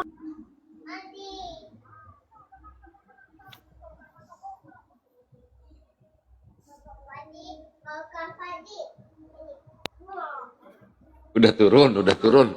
Jangan Tapi aku masih ditambah-tambahin. mendengarkan, suara-suara itu. Udah turun, sengaja banget ya. Tapi aku masih mendengarkan suara itu, Pak Jimmy. Gimana dong? Aku nggak bisa berhenti menari. Gimana Pak Jimmy? Udah, tadi aku ngedengerin tadi. Berarti menurut Uni, Yesua Al-Masiyah, Yesus Kristus sama Isa Al-Masih itu orang yang berbeda. Beda secara perspektif. Tapi tokohnya sama ini bicarakan. Nggak, individunya sama nggak? Ngerti sih aku. Tokohnya sama, perspektifnya yang beda. Oh, orang yang sama kan ya? Tegasin lagi Iya. ya. Ayo udah. Ya udah, aku turun dulu Uni. Lanjut Dadah dah. Pak Jimmy. Cuman awas hati-hati ke tombak ini udah mulai kumat si Uni. Ayo. Iya, ayo. Bang Nandar, ayo permisi Bang Nandar.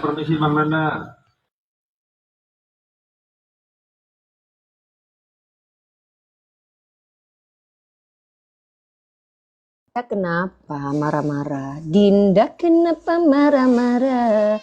nanti Dinda cepat muda. Kenapa kau cari alasan? Alasanmu aku jual tua. Aku nggak pernah jual tua.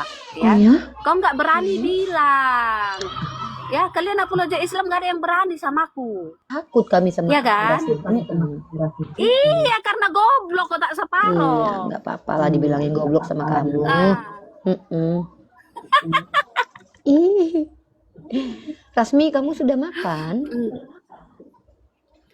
Nggak, di sini kan ruang diskusi, bukan nanya-nanya makan. Rasmi, aku lagi pengen kan? nanya, kau sudah makan? Maksudku, babi jenis apa yang kau makan tadi? Babi hidung kotak atau babi muka peta? Menurut surah Al-Kubro nomor 762, yang kumakan babi adalah Tuhanmu. Oh, jadi Tuhanku babi. Iya, Tuhanmu Muhammad berkata, Tuhanku dalam aku melihat, Tuhanku dalam bentuk babi. Muhammad Itulah kenapa kau nggak layak ada di forum manusia. Karena kau melakukan penistaan agama. Kalau kau digeruduk nanti kau mencret. Digeruduk kau nanti, kawan-kawan aku digeruduk sama orang Islam. Kau mengatakan Tuhan kami babi. Itu penistaan yang telak banget loh, Rasmi. Dan kau tahu nggak? Itu masuk dalam dana delik penistaan agama yang disengaja. Main serianya kebaca kalau kau memang menghina. Bukan karena ketrigger, bukan karena nggak sengaja, tapi betul-betul ada unsur kesengajaan untuk menghujat Tuhannya orang lain dengan mengatakan Allah itu babi. Itu kalau aku laporkan kau, organisasi NU dan Muhammadiyah yang laporkan kau nggak bisa kabur. Kau nggak bisa menjawab aiu aku sakit hati sama si Ripatu, nggak bisa kau berdalih aku sakit hati sama si Ripatu, nggak bisa di ranah hukum. Di ranah hukum ketika kau bicara itu harus ada dasar dan dalilnya. Tidak ada satupun literasi dari orang yang benci Islam pun tidak ada yang pernah menuduh sekeji kau. Makanya kami bilang, kami takut menghadapi kau itu bukan karena kau pintar, tapi karena kami takut Allah murka karena kau naik ke sini betul-betul ingin menghujat agama kami. Itulah kenapa aku bilang, entah kenapa kalau orang Protestan, makanya aku bilang kau mabuk tua. Karena kau seperti orang gila yang sedang mabuk. Rata-rata orang Protestan kalau naik ke komal kita itu memang begini kelakuannya. Kalau Pak Jamie itu dia Katolik. Jarang orang-orang Katolik yang kelakuan seperti RK dan Joseph itu jarang ya. Itu kenapa kita tidak mau ada orang Kristen seperti kamu di sini. Karena ketahuan kalau kamu itu adalah penista agama.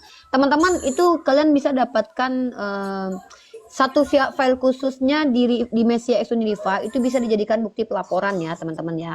Sebentar ya, saya ajarkan kalian cara melapornya.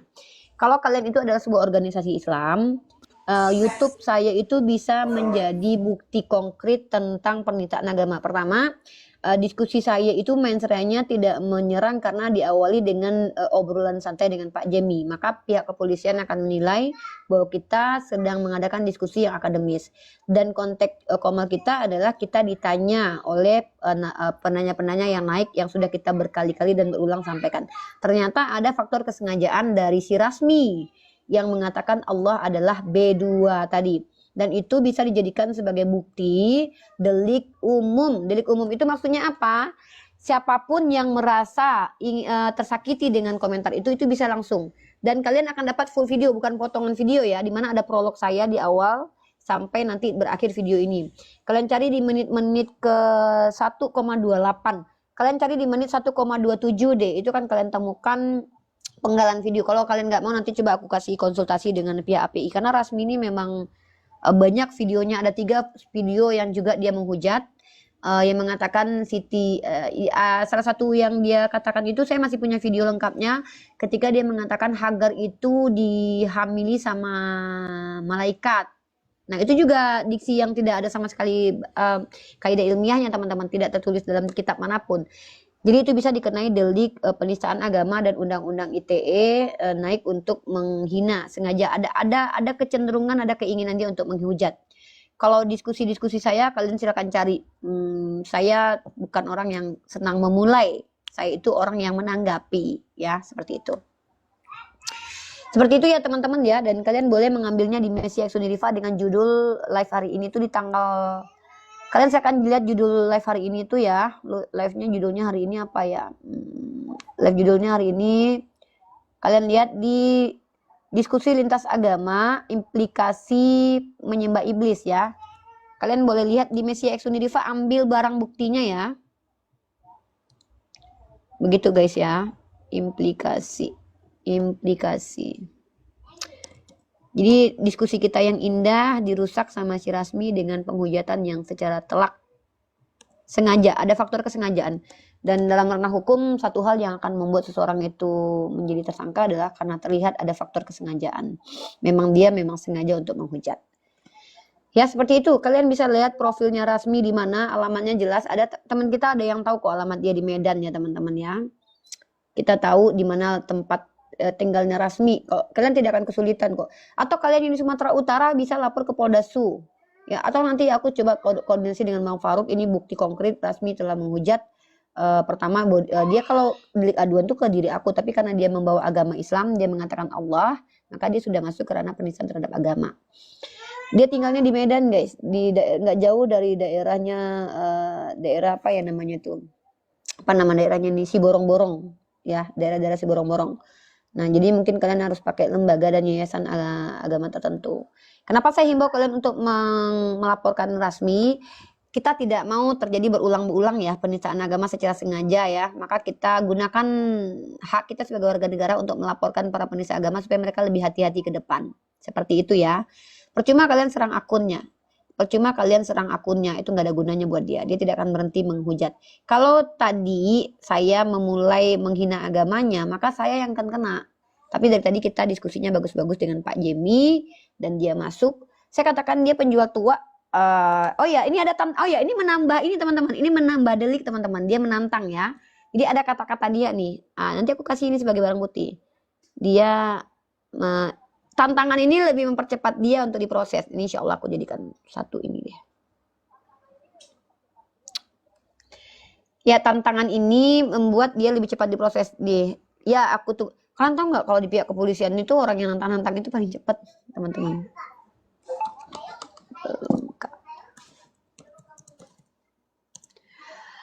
Oke, halo Manulang Rino 15. Di sini yang awam bertanya saja. Karena kejadiannya nanti kalian sering kali bicara tuh kalau nggak masuk dalam penistaan, kalau nggak agama kalian hujat, kalau nggak agama kami gitu. Kalau saya memang pernah menista agama kalian laporkan saya, tapi bawa barang bukti ya, karena kalau kalian bawa penggalan video, saya bisa tuntut kalian nanti pemotongan video dalam merubah konteks. Saya bisa tuntut balik kalian nanti. Tapi usahakan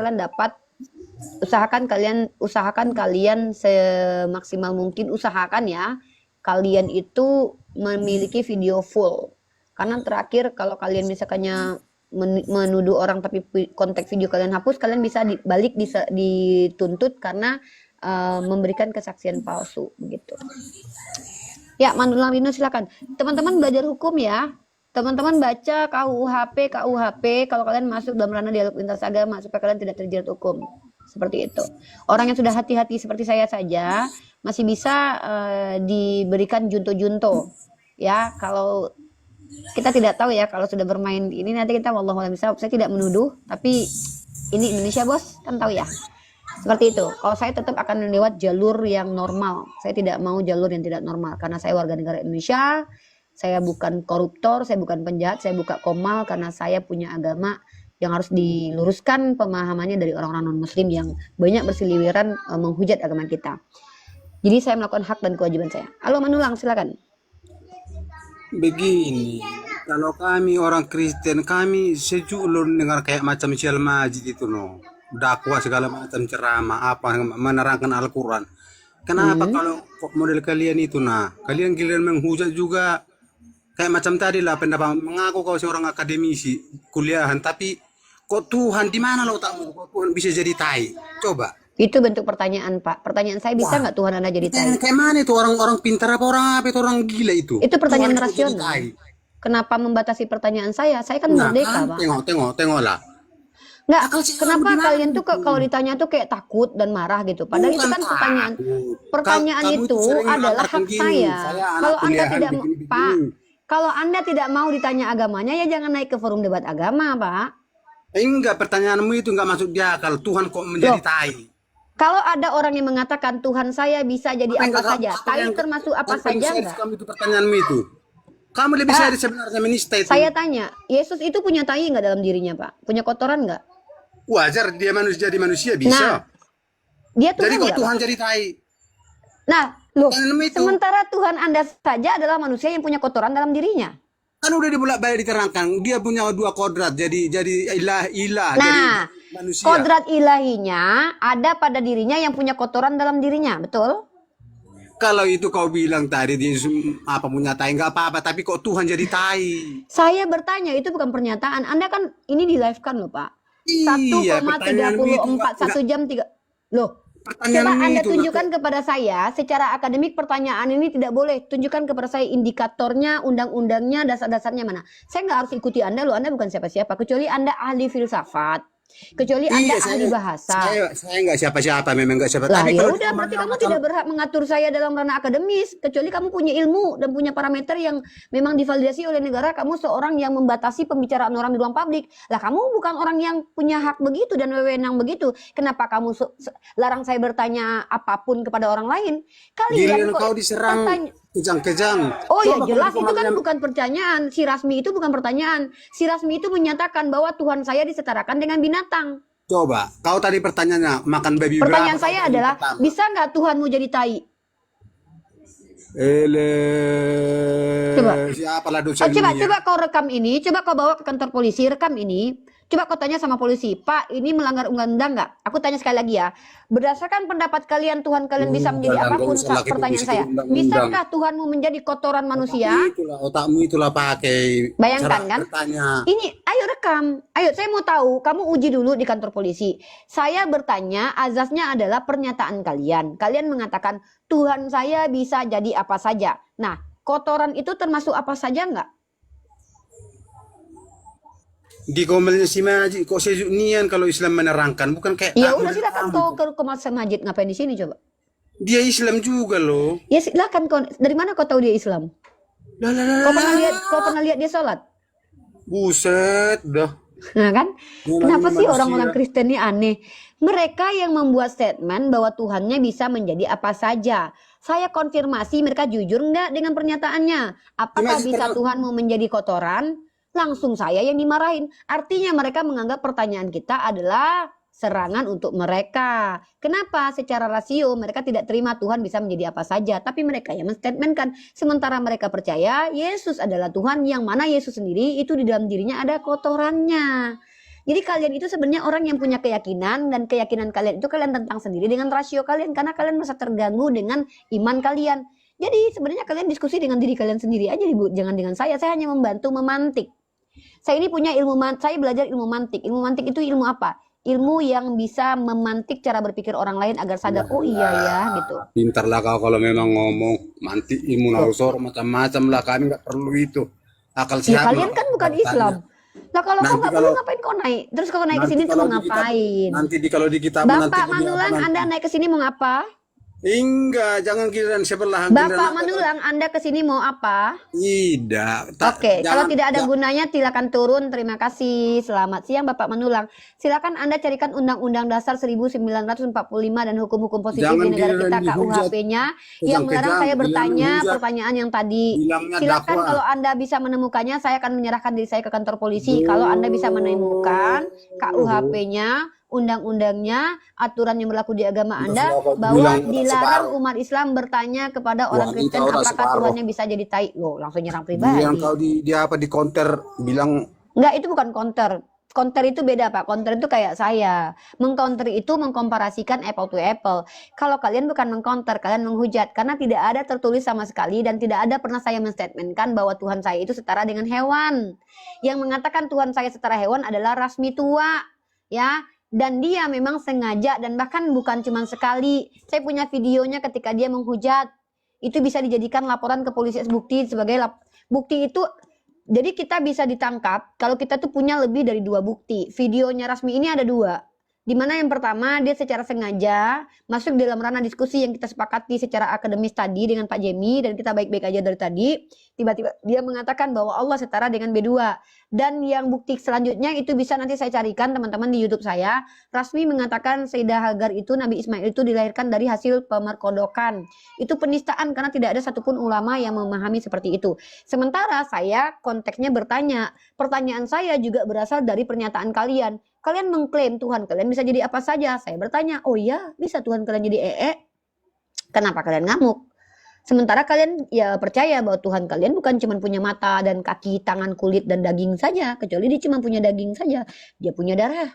Dia punya gas dalam tubuhnya. Dia punya kotoran dalam dirinya. Kecuali kalian bisa membuktikan secara otentik dan secara valid dalam kitab kalian. Dia tidak punya lambung dan usus besar.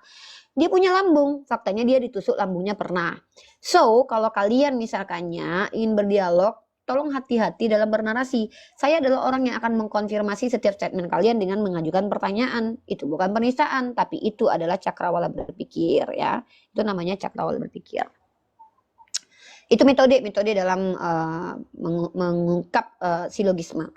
Ya halo, yang tidak mampu buka cam, tidak mampu jujur dengan dirinya, silahkan bertanya saja.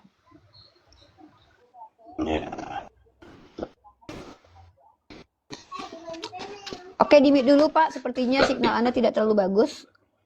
Diam dulu aja karena signalnya tidak terlalu bagus. Kondisikan dulu signal Anda mungkin ya. Ceder kon. Jadi teman-teman, ada si Rasmi gimana? oh mau lihat? Oke mau lihat ya, oke mau lihat. Oke, kalau gitu kita. Jadi teman-teman ya, ini dia wanita penghujat tadi yang mengatakan Allah adalah B2. Ya, Rasmi bisa tunjukin datanya kalau Allah adalah B2, Rasmi? Silakan Rasmi bisa tunjukin datanya. Halo, tadi kau bertanya, babi, kau udah makan siang, kau tanya kan? Kenapa tanya makan? Kita diskusi, aku bilang gitu kan. Nah, jadi kau tanya, kau makan babi apa? Kan kau yang bertanya kan seperti itu kan? Iya. Betul, pertanyaan biasa. Tanya kan, kau makan babi apa? Kau bilang kan? Iya. Iya kan? Ya terus lalu kau jawab apa? Jawab, oh babi yang tercatat di surah Al-Qur'an nomor 762. Tidak. Nggak ada begitu. Kau bilang bahwa babi itu adalah Tuhanku dan kami punya videonya. Nanti di pengadilan aja, nanti di kantor polisi aja kau jawab ya. Rasmi nanti jawabnya di kantor polisi ya, saya bukan tim penyidik. Nanti kalau kau sudah dipanggil baru kau jawab ya, Dek. Teman-teman, teman-teman lebih banyak yang melaporkan lebih bagus. Kalau perlu ada lembaga di Sumatera Utara, nanti DM saya. Untuk lembaga di Sumatera Utara, DM saya di Uniriva 2-3 kali. Ini saya serius ya, karena saya sudah lama membiarkan Rasmi ini menghujat. Orang seperti ini akan membuat chaos dalam negara kita nanti. Diskusi yang dihadirkan bukan diskusi akademik, tapi diskusi yang merusak ya. Teman-teman tolong DM saya mau tembuskan ini ke beberapa NU, Muhammadiyah, MUI. Saya minta secara khusus nanti ini tugas saya coba untuk minta tolong kepada para ulama-ulama kita untuk mempelajari ini dan kita tahu alamat Rasmi ya, karena kita tahu alamat Rasmi. Kalau yang lain-lain kan kayak Agatha kan mereka terbang-terbang kemana ya. Kalau Rasmi ini kita tahu tempat tinggal dia. Dan teman-teman, diksi yang dia katakan tadi itu ada di menit 1:281 jam 28 ya. Tolong dicatat di jam ke 1:28 menit. Di situ dia naik. Padahal saya tidak membawa agama ketika ngobrol dengan dia. Saya bertanya pribadi ke dia, tiba-tiba dia langsung menyerang agama. Ya, ini ada faktor kesengajaan. Saya dengan dia itu secara pribadi tadi. Saya tidak suruh dia jelaskan agamanya. Saya tidak bertanya tentang agama dia, tapi dia langsung membawa agama. Buat teman-teman yang punya lembaga atau yayasan Islam, baik Aceh, kalau perlu ada yang di Aceh juga, di Sumatera Utara juga, di Sumatera Barat juga. Saya ada masuk dalam salah satu komunitas Sumatera Barat. Jadi kalau Sumatera Barat, Sumatera Utara, Aceh sudah berkolaborasi ya, lembaga-lembaga masyarakatnya, insya Allah bisa cepat diproses. Ya, nanti ini juga saya akan lampirkan dalam ini ya, dalam apa namanya Aceh Pantau ya. Nanti kalau yang butuh bukti-bukti, ada bukti itu pertama teman-teman, bukti 1 video hari ini, bukti kedua video nanti saya akan tampilkan video yang kedua ya, bahwa dia memang punya kesengajaan menghujat. Nanti teman-teman silakan diadukan ke polsek terdekat atau polisi setempat ya. Dan kalau perlu ini menjadi pembelajaran supaya kalau nek Komal diskusi itu tidak perlu menghujat ya. Biasa saja kita ngobrol yang ada datanya saja. Kalau kalian menghujat, kalian akan bahaya untuk kalian sendiri. Sedangkan kami aja yang bisa membela diri dengan menggunakan argumen-argumen rasional dan data, ini pun masih bisa terjerat. Karena junto-junto yang nanti bisa ditambahkan. Tapi ketika kamu sudah secara langsung menuduh Allah, dan bahkan kamu sudah punya video sebelumnya, ada 3 video atau 2 video, itu bisa memberatkan kamu. Apalagi barusan saya sudah mendapatkan tantangan kamu, saya screenshot pernyataan kamu bahwa kamu menantang pihak kepolisian dan juga pihak yang lain. Teman-teman silakan ya, nanti tolong DM aku, kita koordinasi aja. Aku akan memberikan bukti-bukti kepada kalian. Aku pun rela dipanggil sebagai saksi kok ya. Aku juga bisa sebagai saksi, dipanggil sebagai saksi juga boleh. Kalau kalian misalkan yang biasa jadi saksi itu ada aku, ada Nandar di sini, dan ada beberapa orang yang naik di sini. Bahkan Pak Manulang ini pun akan jadi saksi teman-teman ya. Dia akan dipanggil jadi saksi karena dia ada di sini ya. Dia kan kebetulan di Sumatera Utara juga tempat tinggalnya. Nanti di pihak kepolisian dia bisa diajarkan apa yang menghujat, mana yang tidak ya. Pak Manulang ini bisa dipanggil. Kalau perlu saya sarankan Pak Manulang ini jadi saksi teman-teman ya, biar lebih objektif karena dia sama-sama Kristen kan. Kalau saya yang jadi saksi nanti kan nggak enak, nggak kayak si Dosma ngelaporin saya saksinya si Logika, orang yang memang benci sama saya, artinya kan tidak masuk kualifikasi saksi sebenarnya itu. Dia kan tidak objektif karena dia membenci saya secara personal. Kalau Manulang ini kan berteman dengan Rasmi harusnya kan, maka nanti dia akan kita dengarkan. Nanti dia bisa jadi tersangka juga kalau dia membelokkan omongan di video kita gitu. Begitu teman-teman ya, kenapa kita harus menggunakan pemerintah kita supaya kita lebih mengawal diskusi ini yang elegan, elok dan baik dan bisa mengedukasi ya, supaya tidak lagi terjadi serangan-serangan verbal yang konotasinya itu menghujat agama, guys. Saya akan menjadi volunteer ya. Saya orang yang akan mencoba untuk datang ke setiap komal-komal Islam untuk membawa ranah dialek itu lebih akademis, lebih bermartabat, lebih bermarwah dengan menggunakan metode-metode dan juga kaidah-kaidah yang ada. Karena apa? Skripsi saya adalah metode dakwah dengan metode dakwah dengan diskusi lintas agama pada akun TikTok Ustadz Yusuf PI. Saya sudah punya metode dan teorinya. Dan itu akan saya terapkan di komal-komal karena saya punya penelitian itu yang menghantarkan saya miliki gelar nanti sebagai sarjana sosial. Maka setiap ucapan saya harus berlandaskan kepada skripsi saya itu sebagai data yang dijaga oleh Kementerian Hukum, Menristek ya, akan nanti itu divalidasi secara hukum. Kalau kita sudah ikuti itu, kalau kita dituduh salah, kita udah bisa ini teman-teman. Tapi kalau Rasmi itu tidak ada dalil dan dasar yang bisa membela Rasmi karena dia sudah menunjukkan kebenciannya sejak semula, naik ke atas langsung menghujat pribadi. Jadi ada mensrea. Kalian tahu arti mensrea nggak? Mensrea itu adalah perilaku yang menunjukkan kesengajaan. Nah itu Nandar nih tahu. Ya. Oke, di sini kita ada Pak Zironex nih. Pak Zironex silakan, agamanya apa? Saya Muslim, Kakak. Oke, ada yang mau disampaikan Pak? Ada mau disampaikan, naikkan saja si Rasmi tadi itu. Saya rekam sendiri, saya lapor nanti. Saya kan nggak bawa akun. Ada Pak, nggak usah direkam lagi. Nanti saya kasih. Gini, Bapak, kalau saya nanti bunda yang apanya, saya laporkan dulu. Ya, jadi gini Pak. Ini kan saya punya filenya. Lihat di Mesia Ex Uniriva. Kalau nanti kita naikkan lagi, justru nanti kita akan terlihat sengaja untuk memberi tempat para penghujat. Justru itu berbahaya buat kita. Tidak. Saya nggak mau. Saya tidak mau menjadi orang yang secara sengaja. Kita udah tahu dia menghujat sudah 2 kali. Di sini kan diskusi, dijawab. Apa Pak, jadi ini kan saya yang punya aturan, saya punya tanggung jawab kan. Gitu Pak, saya yang bertanggung jawab dengan Komal ini, kok Bapak yang ngotot. Ya, saya nggak suka sama si Rasmi tadi tuh. Ya Bapak laporkan dia, kan lihat di YouTube saya.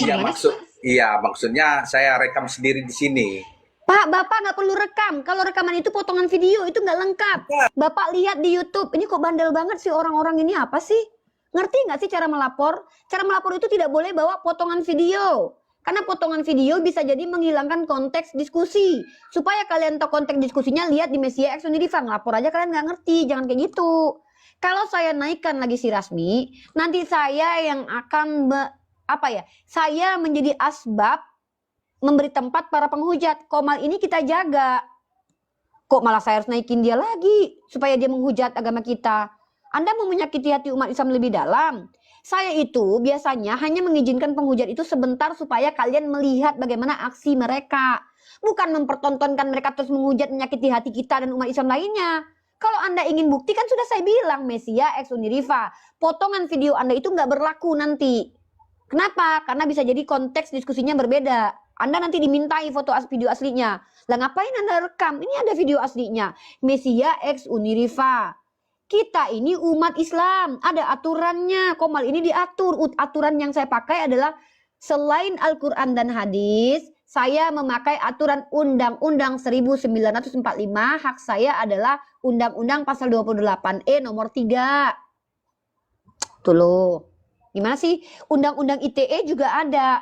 Menyebarkan secara sengaja pernyataan dan informasi yang memancing itu juga dikenai delik Undang-Undang ITE. Kita itu bukan secara sengaja mengajak si Rasmi menghujat. Dia minta naik, kita izinkan. Kita sudah wanti-wanti dari awal. Jangan menghujat, bertanya saja. Tiba-tiba dia menghujat. Artinya dia punya kesengajaan menghujat. Lalu Anda suruh saya video. Ayo Bu, video lagi. Artinya saya yang memberikan tempat dia menghujat. Gitu loh Pak. Nggak perlu Pak, Anda kan harusnya belajar. Makanya sebelum kalian sebelum berurusan dengan hukum, banyak baca 2 hari 2 malam dulu pasal-pasal KUHP, pasal-pasal Undang-Undang ITE, pasal-pasal perlindungan kita sebagai orang yang berdemokrasi, pasal-pasal tentang penistaan agama. Itu kalian pelajari, ya. Saya tidak mau menaikkan kembali penghujat karena apa? Tidak ada manfaatnya lagi karena kalian sudah punya bukti. Dan bukti ini bukan satu-satunya. Saya juga punya video lain di mana dia juga menghujat. Artinya di banyak video kalian akan menemukan mensrea. Kecenderungan Rasmi ini memang menghujat, bukan diskusi dua arah, bukan diskusi akademik. Pertama, background akademiknya kita tidak tahu, dan juga dia tidak pernah diskusi yang terarah dua arah, itu nggak pernah. Kalau saya bisa menunjukkan mensrea saya dengan ribuan video saya yang berseliweran di sosial media. Kalaupun nanti ada yang kena delik, itu tanggung jawabnya saya yang bertanggung jawab. Gitu loh. Saya yang bertanggung jawab terhadap diri saya sendiri. Nah, begitu. Kalau saya harus bertanggung jawab dengan diri saya sendiri. Jangan kita yang menjadi asbab orang menghujat, ya. Gitu, kita naikin lagi.